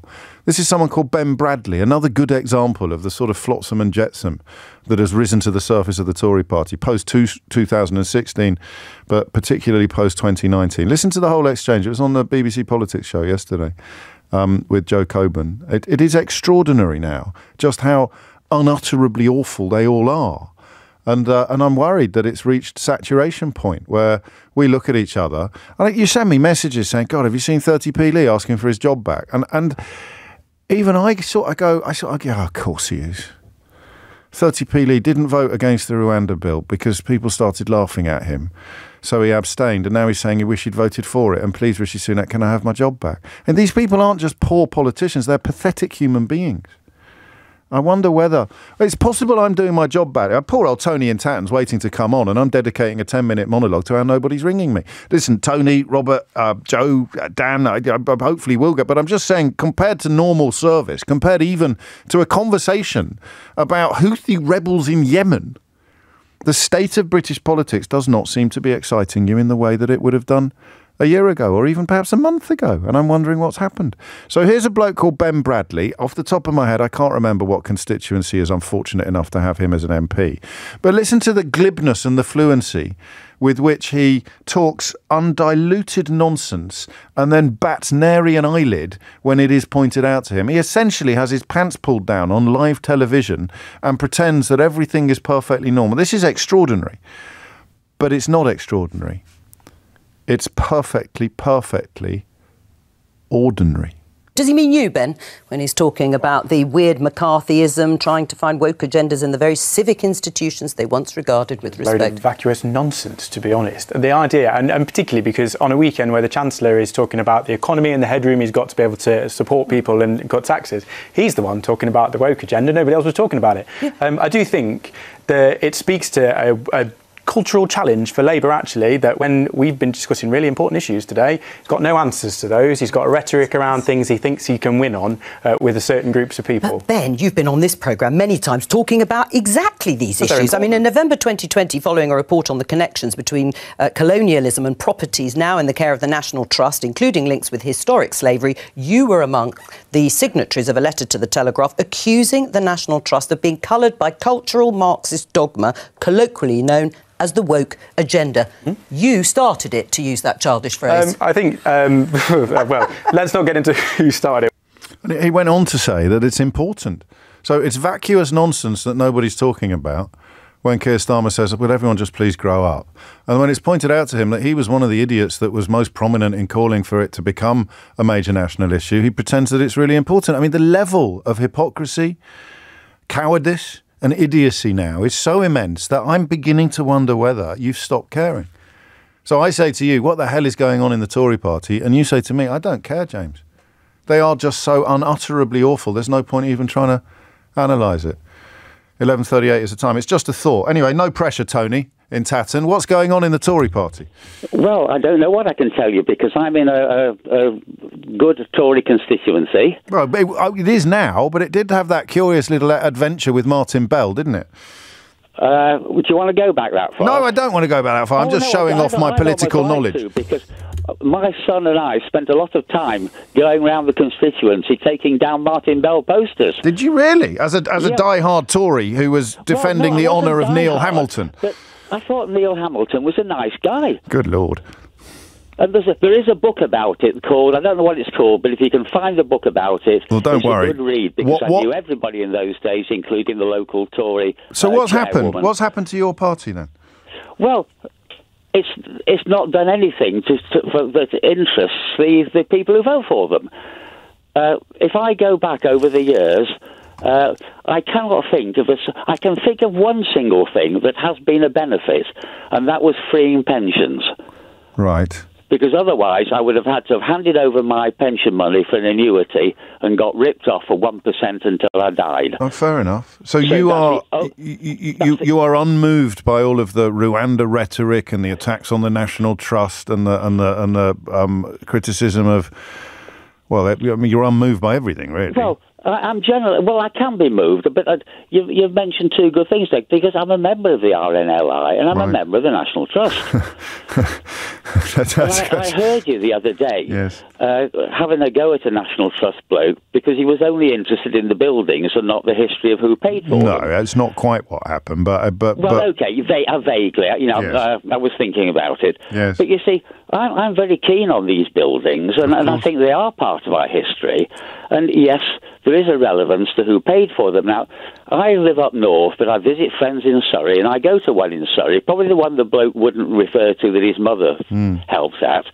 And I think there's one of them, I can't even tell you its name, but it's a lovely place in a park, a brewer in Scotland had a mistress who inherited all his wealth and became friends with the royal family. That's just interesting. And she was a real... We're going a bit off the message here. You're kind of proving the point I was making earlier, although not necessarily intentionally, Tony. What do we think about a Tory MP trying to get rid of Rishi Sunak today? I'm not impressed. No, I'm not impressed either. And why do we think he's doing it? Well, I haven't a clue is the answer to that. Yeah, this is why it's not working as a phone-in, Tony. Nobody cares, and the people who do care don't know. Well, yes, I do care, actually. But you don't know. Because I care about people who are employed by the Treasury. I care a bit. Because one of my subjects is taxation. Right. And what concerns me is the tax system is so appallingly ineffective to make people work. It's ridiculous. Well, there are issues they could be addressing, but I think that if we divide the country into people who don't care about what the Conservatives are up to now and people who do, then all of the people who do, like you, will not know what it is that they're currently playing at. Why is Simon Clarke, formerly of the Treasury, trying to oust Rishi Sunak, formerly Chancellor of the Exchequer, die-hard, lifelong Tory Tony in Tatton, all the T's, hasn't got a Scooby-Doo, hasn't got a... How are you going to vote if that's not an impertinent inquiry, sir? I care to the extent I almost don't care, if you see what I mean. I do, yes. That's it. You've nailed it. That's what I was trying to say. That you care to the point where you don't care. I care, but it's just so what's the point of chronicling all this awfulness? A bloke on the telly literally saying, well, this is all ridiculous. Nobody cares about all these culture wars. And someone reminds him he was one of the key conductors of culture. Well, that's because it's all very important. Jacob Rees-Mogg now reduced to shouting at stately homes and cheerleading for a sex offender. What do you do? Have you turned up? I don't know. Tony, take care. We'll talk again. Hopefully not about Neil Hamilton. Robert's in East Grinstead. What's going on, Robert? Hello, James. Hello. Thanks for doing what you do. I'm not doing it very well at the moment, Robert. I mean, there's something odd is happening. There's a dissipation of concern. As Tony put it, I care so much, I don't care. I can't pin it down. Anyway, why did you ring in?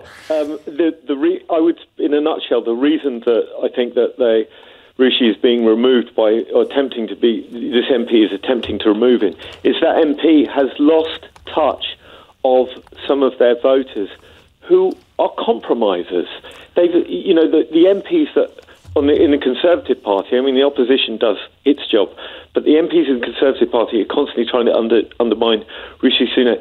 On one level, they don't seem to know what they actually want, and the second, that they've actually lost sight of people in their own party who used to vote for them. You will know that Labour and Conservative voters, for example, voted to leave the EU in 2016. I was a Remain voter. Sure. But, then we got obsessed for a long while with deal or no deal. The key reason why I was with Stephen Mulhern yesterday. He's a lovely bloke. We were at the Toy and Game Fair at Kensington Olympia, launching the new look Mystery Hour board game. And he now presents Deal or No Deal, of course. But I digress slightly. Well, that sounds a lot more fun. Well, it is a lot. It is a lot. So what you're suggesting is that they've had their brains boiled by 7 years of essentially binary warfare. Yeah, they've just lost track of what is going on in the real world. I mean, I think Rishi Sunak is more clued in. I think Rishi Sunak is actually showing a lot of guts at the moment. Do you? In doing what he's... Yeah, I do. In which bit? In Yemen? Well, no, I think the thing is... I'm going to disagree with you on this, but not violently. I'm sure you are. I know you are. I could speak positively of some Tories, and I have done over the years, and I've spoken very negatively about Labour leaders, but Rishi Sunak's messing everything up at the moment, Rob. Well, I don't think he is. I'll do his defence for him and just go back in time for you a bit. Okay. In that run-up to that vote to leave the European Union in 2015, when it was being actively debated on TV, and you did as well, I never actually heard anyone in the pub or round a table before that vote was made saying, oh my God, I wish we could get a better deal with the EU. Oh God, I'm really held back by... people claimed but people claimed that other people were being beset by red tape, and their brother-in-law's business had been closed down by Brussels, and they were building transit vans in Turkey, and that meant that Dagenham people. I mean, there was all sorts of nonsense out there, wasn't there? And none of it really got nailed down. But we haven't nailed down the malaise at the heart of the Tory party. I think we might have nailed down why people increasingly don't care about it. But it's why that line from Starmer about bald men fighting over a comb was quite effective last week as we head to this week's PMQs. It's as if they're having furious rows and the neighbours are just tuning it out now. Yeah, I can understand that. I mean, my fatigue with life is difficult at the moment. I would say, I have a clean criminal record. I find life hard work. I find it really hard work. I find, I know that the cost of living crisis is partly energy companies sending people faulty billing. I know that, which is exhausting. Okay. I know that I got a fine the other day for doing 24 miles an hour on an empty road on a Sunday morning. How are you supposed to care about Simon Clarke's attempt to oust Rishi Sunak? Exactly. In this context, I think the public is being killed. A lot of the public is being killed by 1,000 little cuts, and they find that hard work. I think that's really well put, actually. Just that idea of, it's tricky territory for me because this is my bread and butter. This is my living. I love talking about politics, but But there are moments now, particularly since the new year turned, and this knowledge that there's an election on the way, somehow, somewhere. I kind of thought that the stuff that would have got me bouncing up and down with excitement, like that clip of this Bradley buffoon falling apart live on television. And like Rees-Mogg being reduced to shouting at stately homes and cheerleading for a sex offender. It's as if, I don't know, it's as if you've been waiting for all the chickens to come home to roost, and then they've come home to roost, and you're just looking at a hat full of chickens. All right, yeah, okay, so we were right about everything. And if you're a Tory, it's just too awful to contemplate. It's like, I can't believe it. I can't believe how terrible it is. So do you know what? I'm not going to think about it.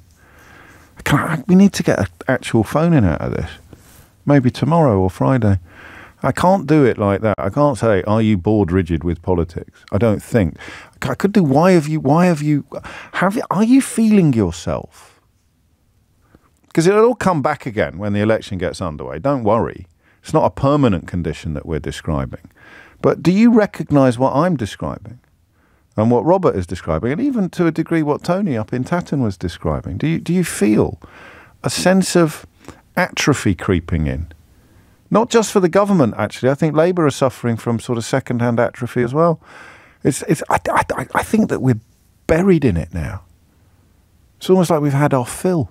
Oh, what's happened now? Oh, another leadership bid at the Tory. Oh, okay. Oh, I think I'll have a biscuit. James O'Brien on LBC. James O'Brien on LBC. 11:52 is the time. If I did just accidentally ask you whether you were feeling yourself at the moment, please don't reply to tell me to answer that. It was an accident. I didn't mean to ask that question, and I'm really not interested in your answers. There is something odd going on, I think. I haven't quite pinned it down yet. It might be this, James. It's what happens to people in abusive, coercive relationships. After years, you go numb. We are all worn down by 14 years of lying, corrupt, gaslighting Tory government. Well, listen, I'm not defending what happened prior to 2016, but things have gone considerably worse since then. Sue says, James, it just feels like Groundhog Day. Each drama is now just blending in to the next one. And on the broader question of what's going on, Dom suggests these folks all just want to join reform, destroy the Conservative Party, and it's the only place where the headbangers can go. I don't know. I mean, I've been hearing for years how a far-right party is about to rewrite the rules of British politics, but all it's really done is make Nigel Farage rich and famous and bring the country to its knees without changing the two-party system in the UK Parliament at all. In 11:53 is the time. What's happened? And I haven't got the question right yet. I will next week probably, about this sense of atrophy, if that's the right word, or numbness almost. Ellie's in Kilburn. I'm not going to ask if you're feeling numb, Ellie. I'm going to ask what's going on. Hi, James. My take on this is that it's just so overwhelming. The amount of destruction and shredding of the social services and economy's flat and there's wars all over. It's just too much for our brains to cope with. That's my take on it. A bit like global warming is too much for a lot of people's brains, so they just go, la, la, la, can't cope. Yes. Let's get on with our daily life. So Robert described it as 1,000 cuts, a sort of form of, you might describe it as political consciousness dying by 1,000 cuts. You couple in exhaustion at the daily grind. The Joseph Rowntree Foundation's research yesterday regarding poverty was heartbreaking. And I mean, who has got the bandwidth, the energy or the time to engage in Simon Clarke's political shenanigans this morning? Answer, nobody. I think if they were planning to do this, they've played a blinder because they've pushed so many people financially to the limit. And now physically we're pushed to the limits by trying to run and run and run just to stand still and keep a roof over our heads and pay for the children's shoes and keep enough food on the table. But actually all of this nonsense that they keep coming, all this gaslighting nonsense that they keep coming up with is so far removed from people's everyday experience. Of course we don't care anymore. It's just... I've been to the Houses of Parliament once, right? And it was when they had to go through that airport-style security and you walk around with a little tag around your neck with a photo of who you are, saying you're a visitor. Yes. and it's like stepping into another country. And I think another dimension. Yeah, they feel themselves completely in another world, and they feel themselves. They're so far removed. So from whispering plots and conspiracies in the corridors of those buildings feels really, really important, and sometimes it is. But it's now the whispering's been done by such inadequates that we've just switched. I mean, who the hell cares what Lee Anderson has got to say about anything? And yet, my news is full of it. And they all got in on this wave of bitter, angry gammons who still are bitter and angry, and are just always will be bitter and angry. They'll always be bitter and angry. Do you know what the Daily Mail's telling them to be angry about today, Ellie? Lay it on me, James. The fact that adverts are not as sexy as they were in the 1970s. For God's sake. And it's all... Do you know why that adverts are not as sexy as they were in the 1970s? Tell me. It's because of the woke. Not because sexy adverts made women feel undermined and more vulnerable on the streets. Well, not that is exactly what wokeness sounds like, Ellie, as you well know. Oh, God, it just makes you want to pull your teeth out. Well, you have to, because they've also ruined dentistry. Exactly. Thank you, Ellie. I might squeeze in a woke watch, actually, before we introduce Natasha Clark into the studio, because I was actually going to do this today. Woke Watch. The ads, so smart, sexy and funny, they would never, in capital letters, get made today, ... Thanks to the po-faced wokery that's made modern adverts as dull as they are preachy. So this is a piece, 2 pages in the Daily Mail, harking back to the days when Benson and Hedges featured some pyramids, when Cadbury's Smash featured some aliens, and when Guinness had some horses dancing over surfers. And the reason why you don't have adverts like that anymore, not to mention the slightly objectifying ones that Ellie referred to, is because of the woke. It's because of po-faced woke. So we've got to get people angry about wokery.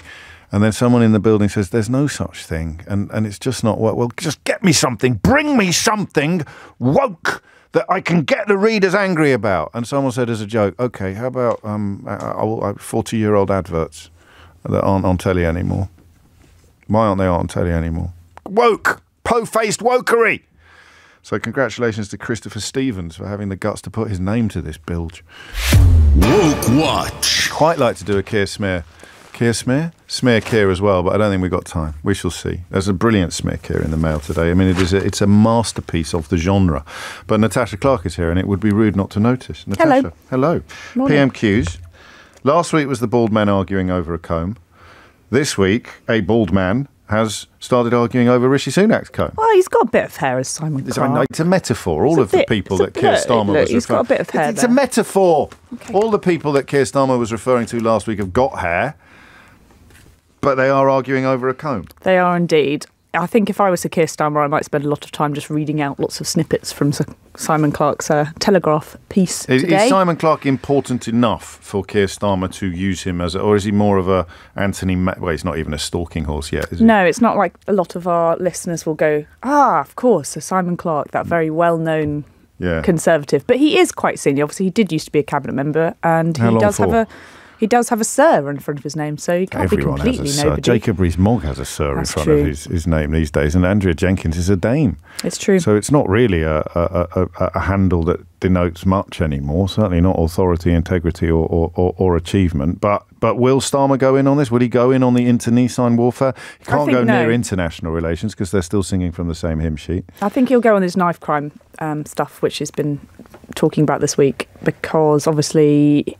We've got crime stats out tomorrow. Labour are doing this big crime push. We've obviously had the really shocking murder case that's been in the court lately of, sadly, 2 people that were killed by a man in a knife crime attack. So I think if I was Starmer, I might go on something like that. But if I were him, I would probably use at least one question to bash them on Simon Clark. And Sadiq Khan been sort of in a bit of a to-do with James Cleverly over the speed with which legislation is brought in. So Starmer, you think, will get involved in that? Yes, and he's planning to go further. He wants to ban these zombie knives, which the government have obviously been talking about for quite a long time. They apparently are this week bringing forward finally the legislation on that, but they want to go further. Labour say they're going to ban all kinds of knives and swords and go even further than the Conservatives. And, it is obviously going to be an important battleground crime for the next election. And, whether it's up, whether it's down, which figures and statistics you use, everywhere in the country is affected by this kind of knife crime. Obviously, it'll be a key battleground as well for London, and something that, the idea that, again, it's another traditionally Conservative battleground, isn't it? And Labour going in on it, I think, means quite a lot for where the party are at this point in time. The fact that Labour feel confident enough to go in and say, actually, yes, under us, we would be tough on crime. He's done quite a lot of it, hasn't he? He's moved on to Tory territory quite a lot. And surprisingly for some, and I guess the Simon Clarke story today is evidence of it, the Tories move further, they tack further to the right rather than locking horns on the centre ground. And That's what a lot of Conservative MPs are saying. Look at how, Reform are shooting up the poll agenda. Actually, we need to go further to the right on immigration, further on these issues if we're going to out-reform. But for a lot of people, they say, well, actually, Keir Starmer's moving us further away. Is that really the right way to go? Yeah, it's a very bad miscalculation by Tories because they're currently in government. When they're in opposition, they can make all the racist rhetoric they want and go toe-to-toe with Farage and the other fella. But when they're in government, they have to follow up the racist rhetoric with legislation. And, of course, they often can't do that and end up trying to do so by claiming that an unsafe country is safe and insisting that it becomes safe just because we say so. Quite significant that the House of Lords kicked that plan into temporary touch yesterday. Yes, although in reality that doesn't do a lot. It basically just says that the Rwanda plan and the Rwanda treaty, rather, should not come into effect until other safeguards are met. And in reality, safeguards defined in their own legislation. Yes. Or in their own plan. So you can't do it until the things you say need to happen for Rwanda to become safe have actually happened. And the government will respond by saying, well, no, they don't. Well, exactly. All the government will do is put a piece of paper down saying, actually, we don't. Safe. We don't. Everything's fine. We don't need to meet our own safeguards. Rwanda's very safe. And then, of course, the question of, it's like a race, isn't it? The Rwanda legislation and the general election are sort of going exactly which one's going to happen first or which one's going to reach first. Anything else apart from knives and possibly internecine warfare? Knives, Sir Simon Clarke. I wonder if Rishi Sunak would like to, if obviously he's not having a great week, distract us all by talking about the National Trust and that so-called anti-woke speech that we got from Sir Keir Starmer. Let's find out. Thank you, Mr. Speaker. Can I join the Prime Minister in his comments about His Majesty the King and Her Royal Highness the Princess of Wales, and in his comments about Holocaust Memorial Day? Never again must be said more defiantly this year, as it's said every year.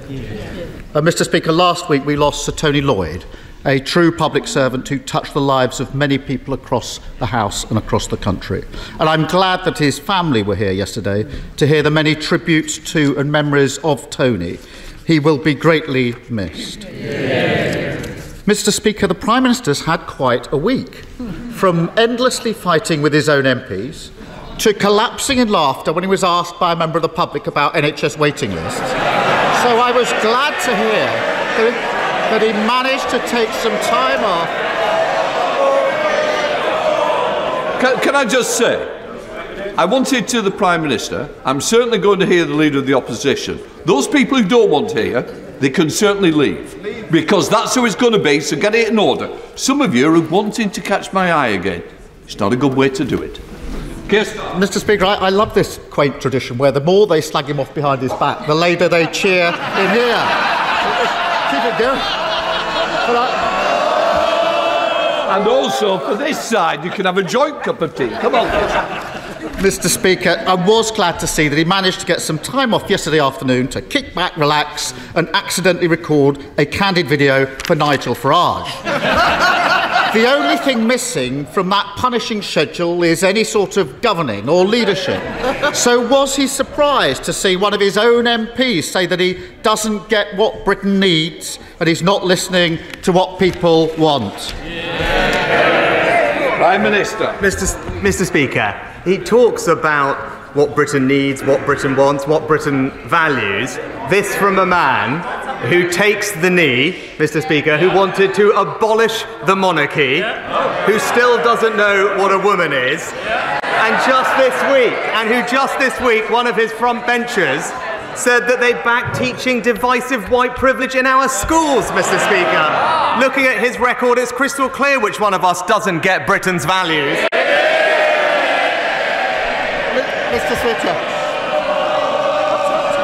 He spouts so much nonsense, no wonder they're giving up on him. And even now, as his government crumbles around him and his own MPs point out he's out of touch, got no plan for growth, crime or building houses, the Prime Minister is sticking to his one-man Pollyanna show.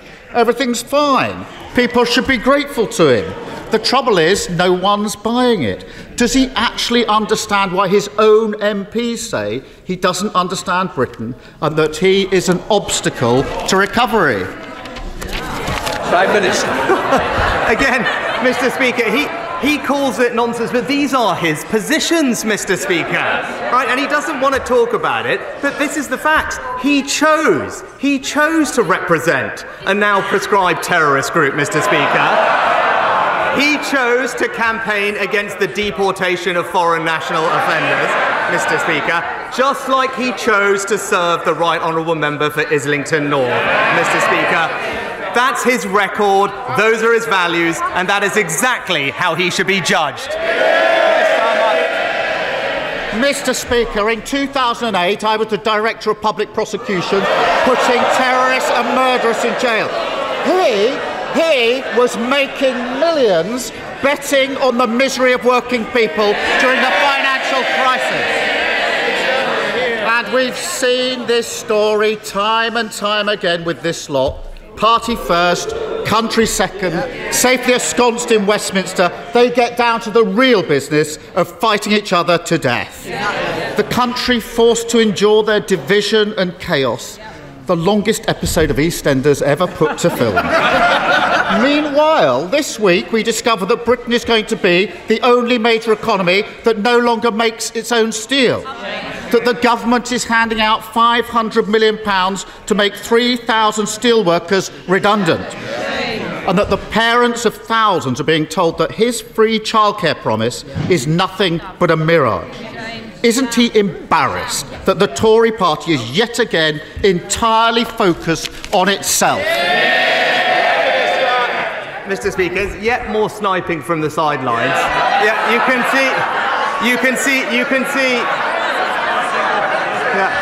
you can see exactly why Hizb ut-Tahrir hired him in the first place. But he wants to talk about these things. Even his own party are now realising that he simply doesn't have a plan for this country, Mr. Speaker. The member for Dagenham and Raynham said it's difficult to identify the purpose of his leadership. And long-time celebrity backer Steve Coogan recently said he licks his finger, sticks it in the air, and just sees which way the wind is blowing.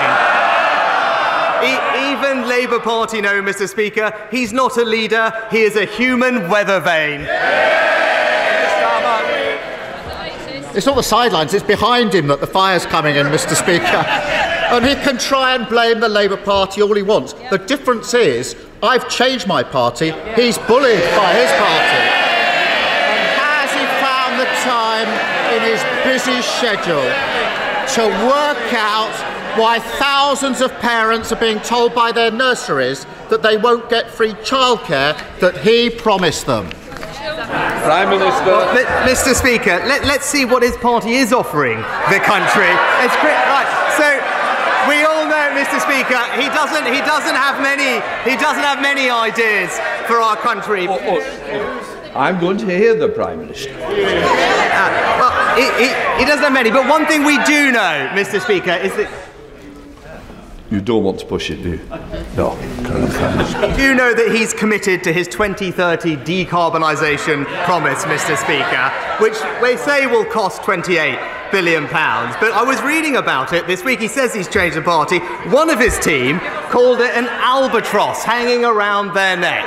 That might have been the Shadow Chancellor, maybe, Mr. Speaker. But he said they're doubling down on it. All this ahead of a crunch meeting, we're told this week, for them to work out how they're going to pay for it. I can save them some time because we all know the answer. Higher taxes for the British people. Mr. Speaker, there's only one party that crashed the economy. They're sitting right there.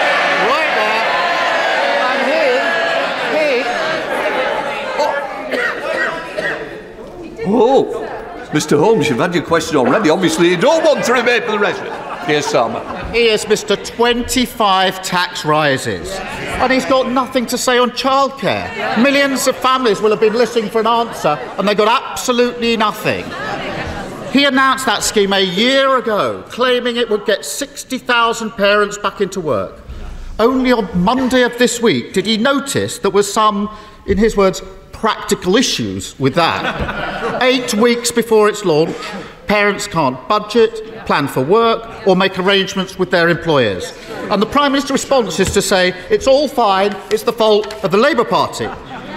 Is this merely a practical issue, or is it yet another example of him simply not understanding how life works for other people?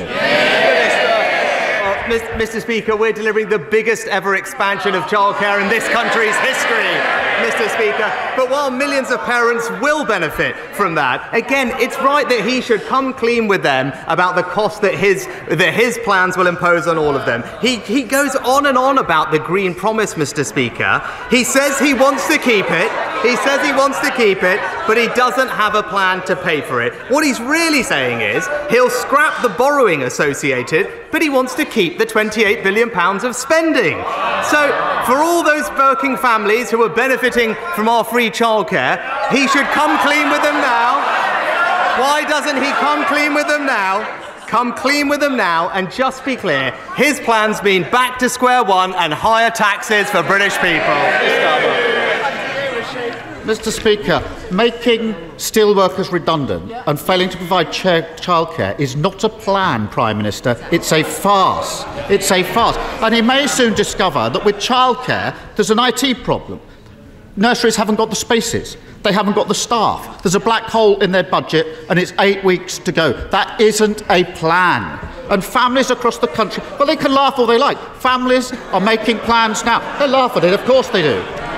Families are struggling with a cost of living crisis, trying to work out the household budget, balancing spiralling mortgages, prices and eye-watering bills. And then at the last minute, they're thrown into chaos because their nursery says they can't deliver the free childcare he promised. Now, he calls that a practical issue. But I preferred the honesty of whichever of his colleagues briefed to the Times that it was, and I quote, a complete shit show. Who was it who briefed that to the Times? Hands up. Will the Prime Minister finally realise... I'll decide how long the question goes. Those who wish don't hear it, I've told you the answer, and I'll help you on the way. Keir Starmer. When will the Prime Minister finally realise that the biggest practical issue facing Britain is the constant farcical incompetence of the government that he leads? Mr. Speaker, another week with no ideas, absolutely no ideas as country, and absolutely no plan. He talked about the cost of living, Mr. Speaker, he talked about the economy, but he never actually brings it up, and we all know why, Mr. Speaker, because things are improving and we are making progress. Wages now rising, Mr. Speaker, debt on track to be reduced, and inflation more than halved from 11% to 4%, because he actually knows that our plan is working and that his £28 billion tax grab will take Britain back to square one. And that, Mr. Speaker, is the choice. It's back to square one and higher taxes with him, or a plan that's delivering a brighter future with the Conservatives. Change of gear, Mr. Speaker. Too many oligarchs and kleptocrats are living off ill-gotten gains beyond the reach of domestic courts here or in countries like America. Ever since the 2016 London Anti-Corruption Summit, moves to create an international anti-corruption court have been gathering momentum to plug this gap. It already has support from countries like Canada, Holland and Nigeria, and would fund itself from the fines it charged. Will this government take the lead in getting it underway, ending impunity for these crooks once and for all? Well, can I firstly pay tribute to my honourable friend for his work on this issue? As I'm sure he'll appreciate, establishing a new bespoke institution is a significant endeavour, but I know he's discussed it with the Foreign Secretary, who will look at the proposals in more detail. And in the meantime, as he knows, our Economic Crime Act has a raft of new measures to crack down on dirty money, and we will shortly be publishing our second anti-corruption strategy. We'll set out ambitious plans for combating corruption, both here at home, but also internationally. SNP Leader Stephen Flynn. Mr. Speaker, last night, as Tory MPs were once again fighting amongst themselves, the public were sat at home watching John Irvine of ITV News report on footage from Gaza of an unarmed Palestinian man walking under a white flag, being shot and killed by the IDF. Prime Minister, such an act constitutes a war crime, does it not?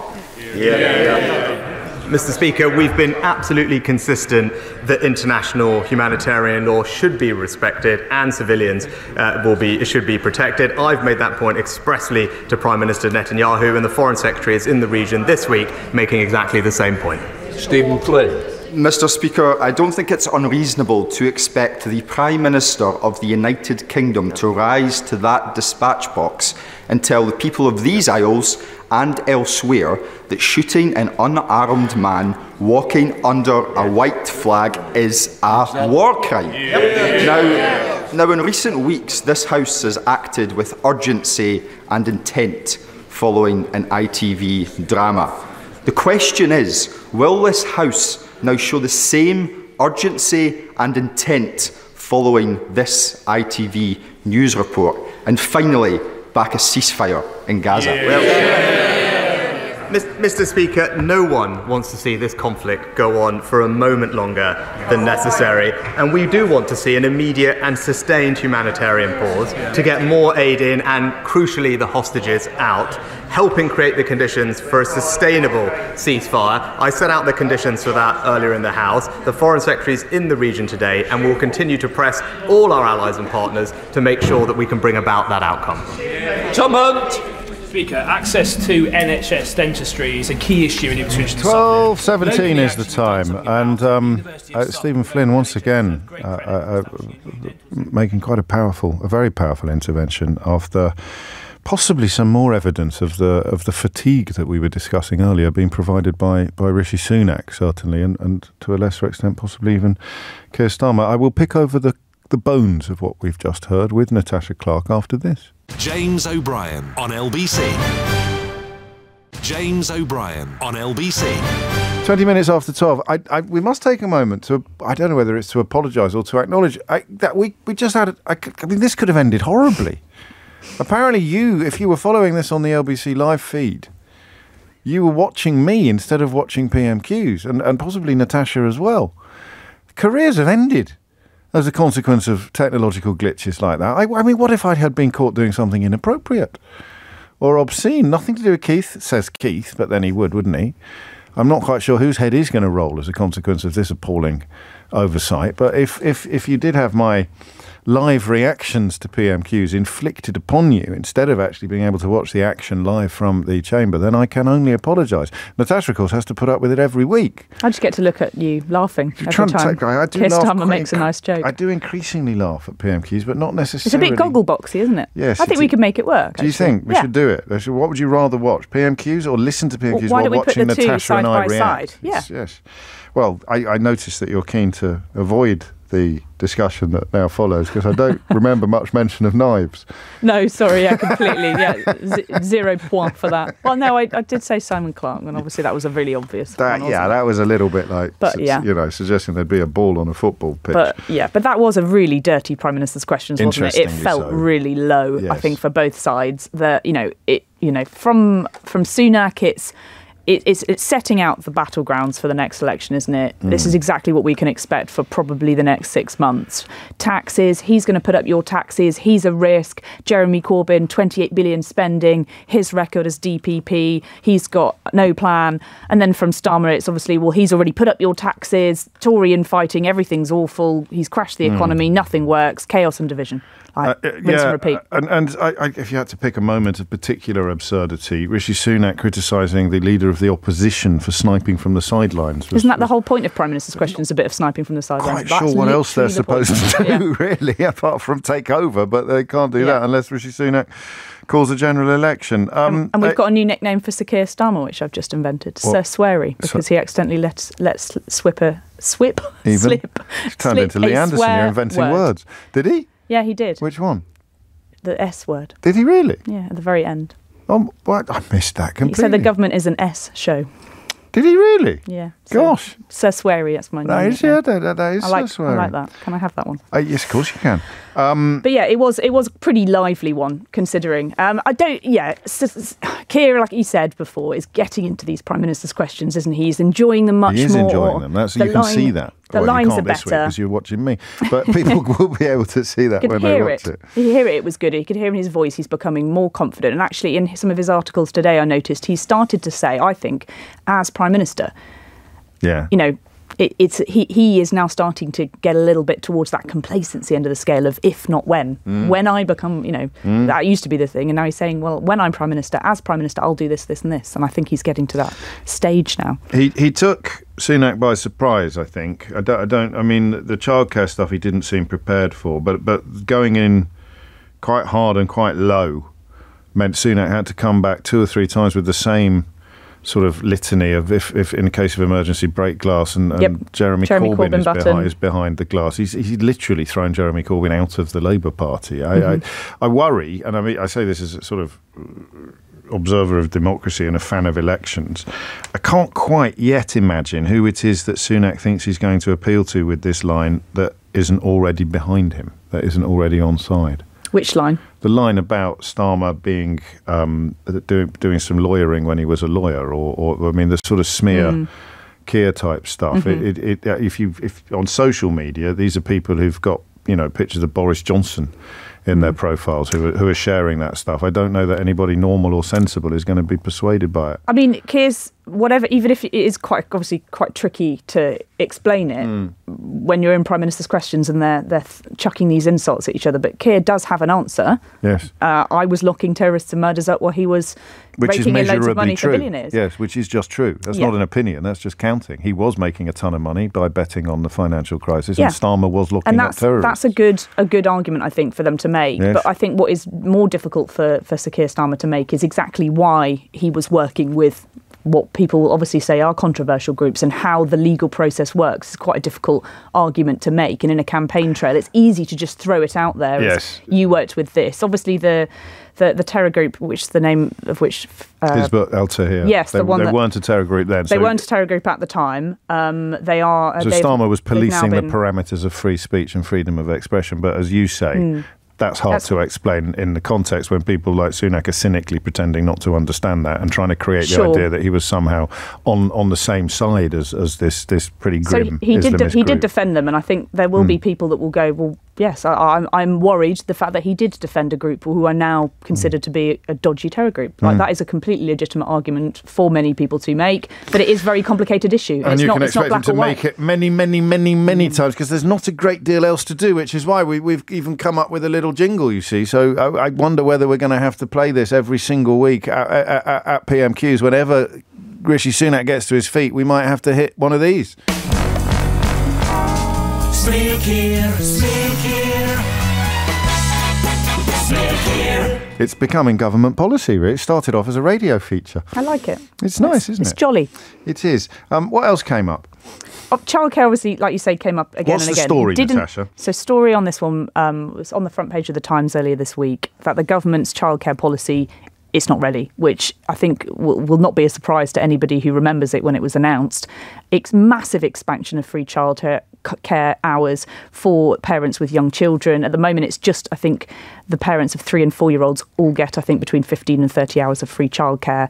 They're going to expand it to parents of 2-year-olds and then later this year to parents of anybody over 9 months old. It's a lot, but there just isn't the capacity in the childcare system for it, for these places. And the government and local authorities still yet haven't told them how much money they are going to get per child for something that's meant to be coming in April. Do we have an idea of how big a mess it is? So there's two messes. There's the logistical mess and the political mess. And we won't know how big the political mess is until we know how big the logistical mess is. But is there a realistic prospect of people expecting to be dropping their children off childcare, not being able to do so come May? No, that won't happen just because of the way that the childcare system works is you have to have a place and you can only have a place for so many free hours of childcare per week. It is a very complicated system to navigate, but the childcare providers at the moment are going, well, actually, we don't know how much we're going to get paid, so therefore we can't allocate how many children will be in our care, and we don't know if we're going to be able to provide, if as a nursery you do not have to provide this free childcare if you do not have the capacity. But the fact is, another example of the government making these big promises, but then coming down to it, they've not got the capacity there. They're not saying exactly how much this will all cost. And obviously it's going to be a thing that they want to come in to force this year. It's meant to be coming in April. It's only a few months away from that big moment. It was unveiled as the big part of the budget last year. And Sir Keir Starmer rightly saying, well, actually, you did promise all of this stuff, and it's not happening. Who will know? Who will know all the details of this? The childcare providers have been speaking about this. Is it a topic, do you think? Should we be talking about it? Yeah, definitely, absolutely. Childcare providers, I'm sure, will come on and tell you that it's a very complicated formula that's used. It's been tragically underfunded for a long, long time. Of course. Because government and local authorities will allocate a specific amount of money per child. And they say it's not enough in order to, and childcare's so expensive, isn't it? It adds to the thing we were talking about earlier, this idea, it's another mess, and there'll be some people just rolling their eyes now, unless you've got skin in the game, or rather a child in need of care. You'll be going, they've messed that up as well. It's almost sort of got, not post office flavoured feeling to it, but just everything's wrong. It taps into this air of everything in this country. Broken Britain. Someone should write a book. What would be a good title? What would be a good title? Yeah, I've heard that before. It would be How They Broke Britain. Back in the Sunday Times Top 10 this week, I hear. But I will have to wait and see, I suppose. Coming up to 12:30. Thank you, Natasha. And a quick word on Stephen Flynn.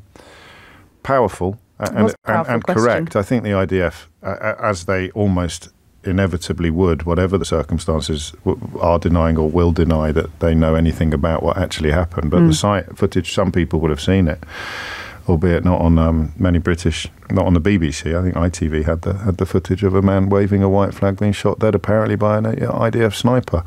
Sunak just ignored the question, really, didn't he? Yeah, government going to come under increasing pressure around Israel's actions as this war goes on. And, David Cameron's in the region at the moment having talks, and he's going to have some really, really uncomfortable discussions with people like Netanyahu, who obviously many people in the region think he's got to be on the way out if this war is going to come to an end, and what happens next for Israel, Gaza and the wider region. Natasha Clark, thank you very much. It's just gone 12:30, and Amelia Cox has your headlines. James O'Brien on LBC. James O'Brien on LBC.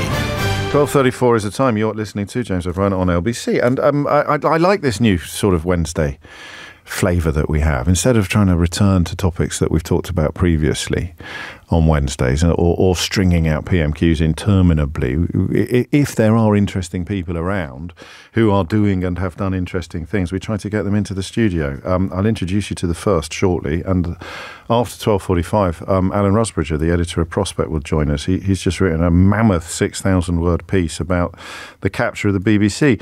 And both Alan Rusbridger, writing about the BBC, and Satnam Sanghera, writing a new book, Empire World. You may have read Empire Land. He takes his historical magnifying glass and now explores the impact of empire internationally, as opposed to domestically, the legacy as much as the impact. You've both been helped out by events this week, because Keir Starmer's brought elements of the culture war that play a smallish part in what you've written about back into the spotlight. And of course the Tories have been touring studios accusing the BBC of being biased against them, when Alan has written an extraordinary article about how the whole corporation has been effectively colonised, to use an appropriate word, colonised by the Conservative Party. So let's begin at the beginning. Empire Land was an extraordinary success and a beautiful book. Born of what? What was for people who haven't read it, what was the intent that you framed as a newspaper columnist, not accepting or giving in to the temptation of just punting out a few collected columns for beans and dollars, but writing a proper, heavily researched history book? I guess I just realised that Empire explained so many things about me as a Sikh in Britain, my very existence, and I hadn't been taught much about it. And then I realised lots of other people knew almost nothing about it either. So it was an attempt to educate myself, but hopefully I brought along readers with me. Well, you have. I mean, to the point where it's now on curricula. Yeah, I know it goes against my negative personality traits to focus on the positive, but it did go really well. I mean, hundreds of schools are using it as a teaching resource. Every week I hear from students who are doing history at university, having been inspired by it, It's been endorsed by, some of the world's leading historians like William Dalrymple, Peter Frankopan. But it kills me to say that, but I need to say it because otherwise the rage and the racism and the abuse hogs all the attention. Yes, your attention as well. I could give you a masterclass in self-promotion if you want, Satnam. It's something that comes very naturally to me. But let's a quick word on that. You do excite extraordinary anger in the minds of people who are objecting in the style of Jacob Rees-Mogg and his new habit of shouting at stately homes. They actually hate the idea of history being more widely known. It is that simple, I think. Yeah. I mean, the thing is, I get it quite badly and I've stopped doing events for adults. But other imperial historians have it worse. Davy Olusoga has a bodyguard. Professor Corinne Fowler, who I know you've talked to, had to call the police, is libelled in the newspapers, was scared to walk alone on the streets. And the fact is, as your book explains, there's a well-funded, government-endorsed campaign of intimidation of imperial historians by the right-wing press and pressure groups like Restore Trust. Yes.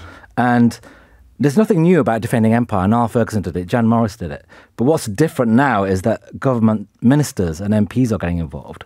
You've got these opaquely funded pressure groups like Restore Trust getting involved. Where do you feel it comes from? What is the fear they have of history being more widely known? Is that too simplistic a question? They're worried about reparations in the case of certainly at least one of the people that you write about in the new book, that there is a very obvious link between his current fortune, he's a Conservative MP, and the fact that his family had plantations and still do have holdings in Barbados. Yeah, Richard Drax, one of the richest MPs in Parliament. So reparations would be one fear, although that's unlikely to be something that affects Billy Buncher numbers on Twitter with a bulldog avatar. What else are they frightened of? I think it's mainly about race. And if you basically say that brown people are here for a reason, that they're exploited, that they are owed things like representation and perhaps even reparations, you've got to give up some of your power. Yeah. And why would people in charge want to do that? And for people who've lived their whole life with privilege, equality feels like oppression, to coin a helpful, although hackneyed That phrase. is it. That's the entire culture war of the last 5 years. Which brings us to Empire World, which has an air of inevitability to it, given both the impact and the success of Empire Land. But I mean, without stating the bleeding obvious, the world is a lot bigger than Britain, but you tried to do a similar job. Was it harder to write? Yeah, it was, but I thought it was so essential because I think you need to understand this history to understand so many daily things in life around the world. Tea, rum, the existence of countries like Nigeria and Pakistan, Sierra Leone, cities like Nairobi, all created by the British Empire. But also you need to understand this history to understand current affairs. Like Yemen, guess what? The East India Company was there. Palestine, guess what? We sort of created that situation. Myanmar, Kashmir. And I think we also need to understand this history because the world understands it. And it's embarrassing that we go around lecturing people about Palestine and Kashmir without reflecting on the fact that we created those situations, that we lecture the world on democracy and the environment and human rights, when we have distinctly sketchy records on those things during British Empire. And that's one of the things you discover. You do quite a lot of travelling for this one, which marks it out from the last one. It goes against my... You're not natural. You're not a natural. You're not Alan Wicker. I still regret leaving Wolverhampton, to be honest.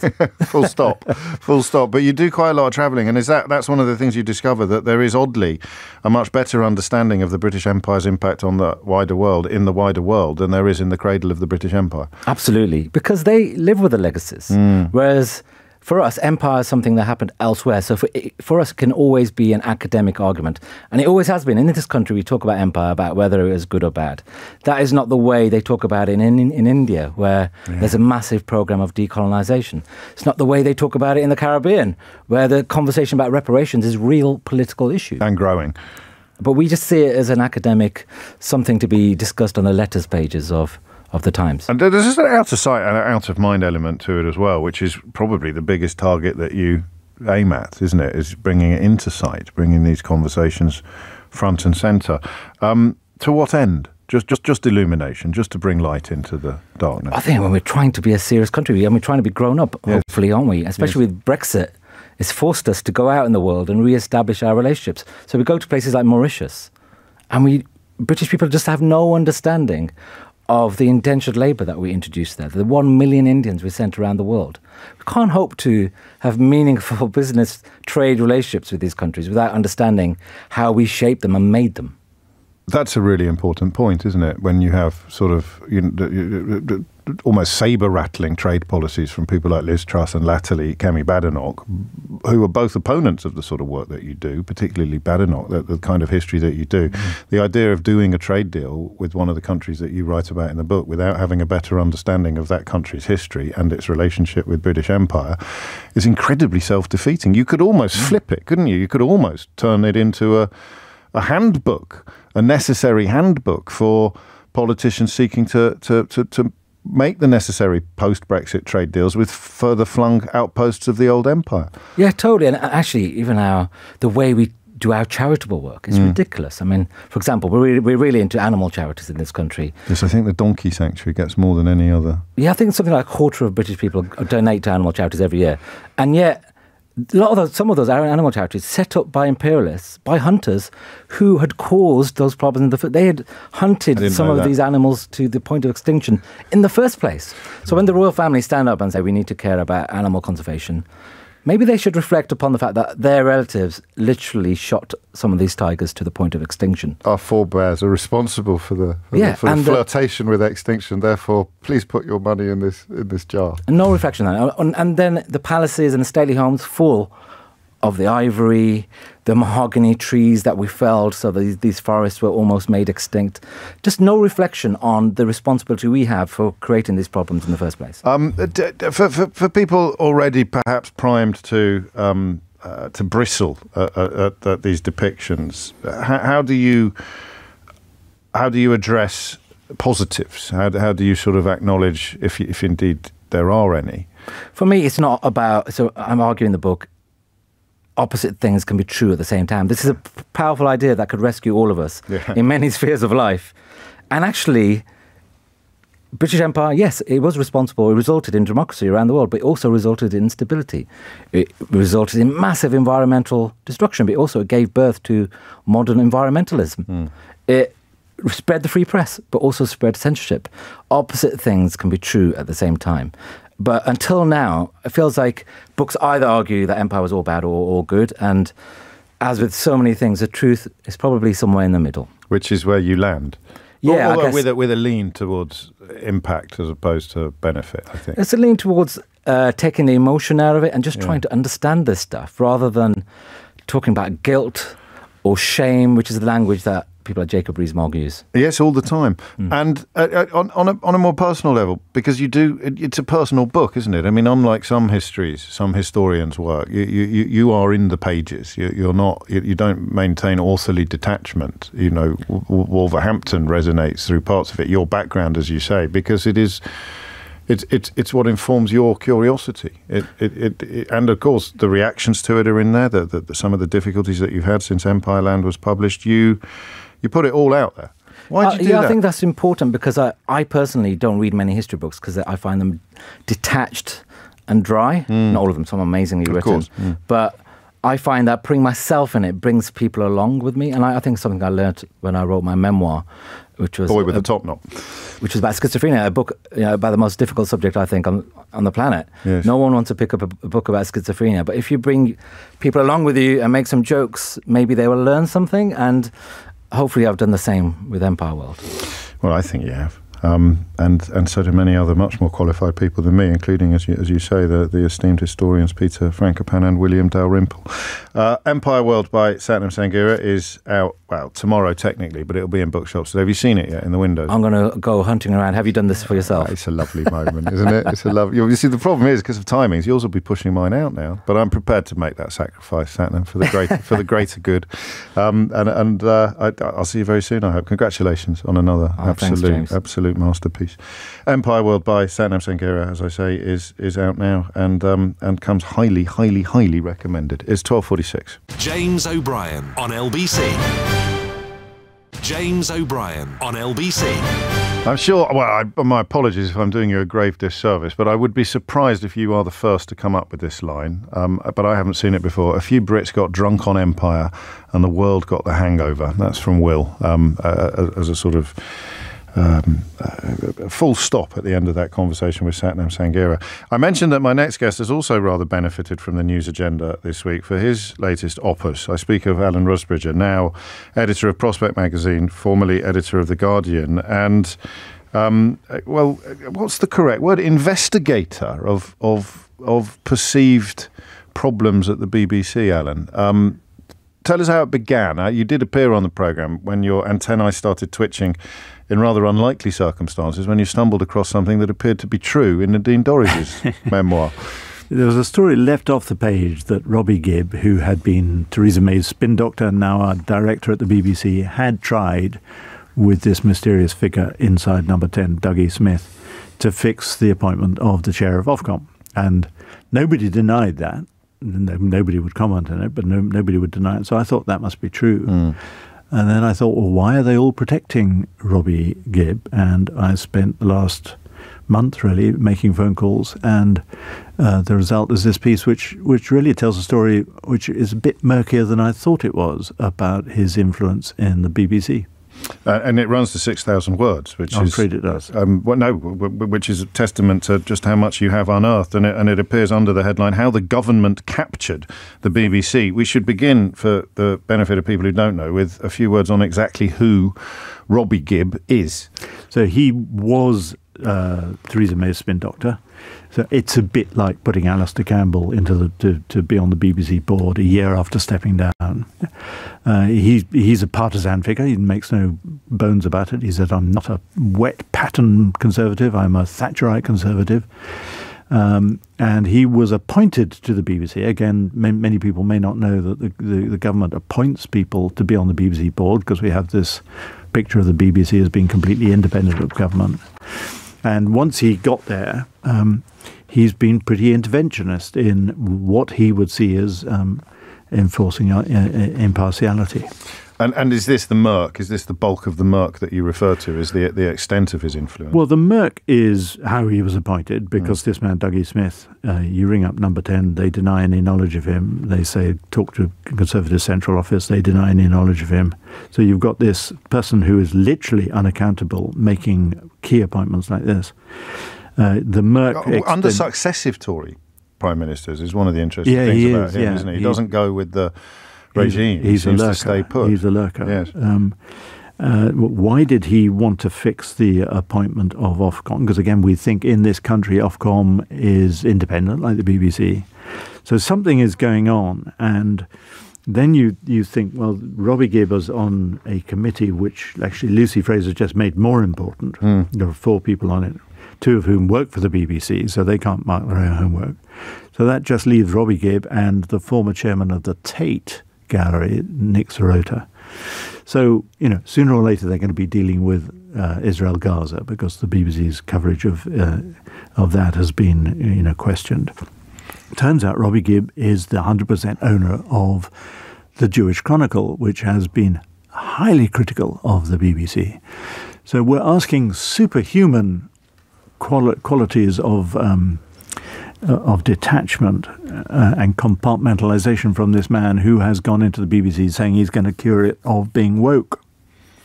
And all the while having a huge stake in an organ that swims very quickly in the opposite direction.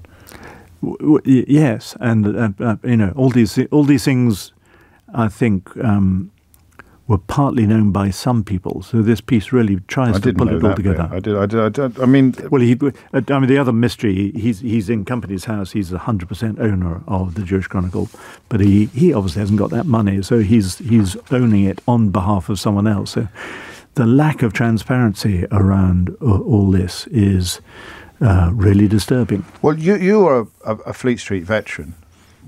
How do you account for the lack of transparency? Is it a lack of interest? Is it a lack of curiosity? Is it fear, cowardice? I've written about some of these links and some of these issues, but I didn't know some of the stuff that you have published, and yet I noticed some of the names in the web where Robbie Gibb sits in the centre of it. The web leads to people like Andrew Neil and William Shawcross, who I think his daughter is in Rishi Sunak's Downing Street. I know she donated money to his leadership campaign. Is that why? Is it actually just a very powerful network that people generally don't want to pick a fight with? I think it's a powerful network, but the wheels within the wheels, the way that some of these appointments have happened, are deeply opaque.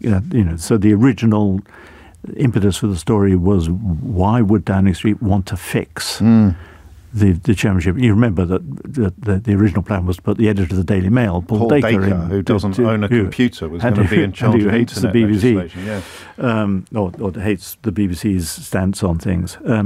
So it is an attempt by the government to control the BBC. And we've seen in Poland what happens when a government tries to put their people in. It's kind of sort of the act of autocrats, and it's new in this country, and I think it needs to be held up to the light. And how so? I mean, because the headline is fairly extreme, isn't it? When you talk about how the government has captured the BBC, most viewers of the BBC won't feel that they've seen evidence of that capture on their screens. Well, the way it was put to me, you've got the Director General of the BBC, who is beholden to the government because he has to get the money out of them. It was, and Tim Davie can come on your programme and deny this, but it is said that he believes that Robbie Gibb is, as the government appointee, the person he has to stay in with and keep on board.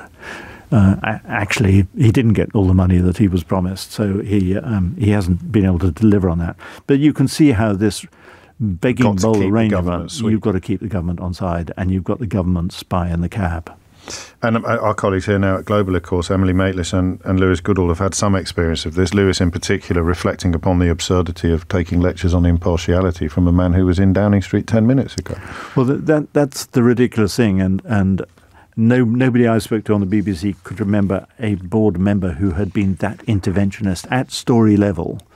So getting in touch with people at the weekends and saying, why is this story running and that story is running? So trying to exercise control over Absolutely. the BBC's news output and news agenda. I think he's the most important journalist at the BBC, even though he doesn't work there. And that makes him one of the most important journalists in the country. Of course it does. Does it change when the government changes? Well, you see, I think if the Labour government did get in and started behaving, can I say they put Alistair Campbell, I'm being ridiculous, as a board member, or Seamus Milne, the howls of outrage you would have from the other side. I don't think it's being ridiculous at all. It's an obvious parallel. Yes, it's exactly but you can imagine the howls of outrage that would happen. They would say that's completely awful, and yet nobody's raised an eyebrow. So I think, I think the point of bringing all this out into the open is that something bad has happened, and you can't be selective. You can't complain if one side does it and then the other side does it. He's also described by the Telegraph as a lifelong Brexiteer, and we know that even in his old job he was trying to exercise influence on what the BBC did and didn't report post-referendum on, as shall we say, some of the truth began to emerge regarding some of the claims that had been made by precisely the sort of people that he continues to knock about with. Speaking of esteemed colleagues, very briefly, it was Ian Dale, wasn't it, who got the Dougie Smith name out of Nadine Dorries after she had insisted for at least 4 seconds that she would never in a million years be persuaded to divulge his identity. It may have been 3 seconds. How the government captured the BBC appears. It's a really important read, and I don't think Alan will mind if I say that if you enjoyed my book, How They Broke Britain, then you will certainly enjoy it. If enjoy is not quite the right word, is it? It's sad. It's not enjoyable. But it is important. You have to sit down and read it. You really should. And that is in the latest issue of Prospect. That's it from me for another day. If you missed any of today's show, you can listen back on Catch Up on Global Player, the official LBC app where you can pause and rewind live radio. Download it now for free from your app store. Speaking of podcasts, I'm on the Table Manners podcast with Jessie and Lenny Ware this week, which has caused enormous excitement among my younger colleagues, so I thought I'd better let you know. Do go to globalplayer.com. Coming up at 4 on LBC, it's Tom Swarbrick, but now it's time for Sheila Fogarty. James O'Brien on LBC.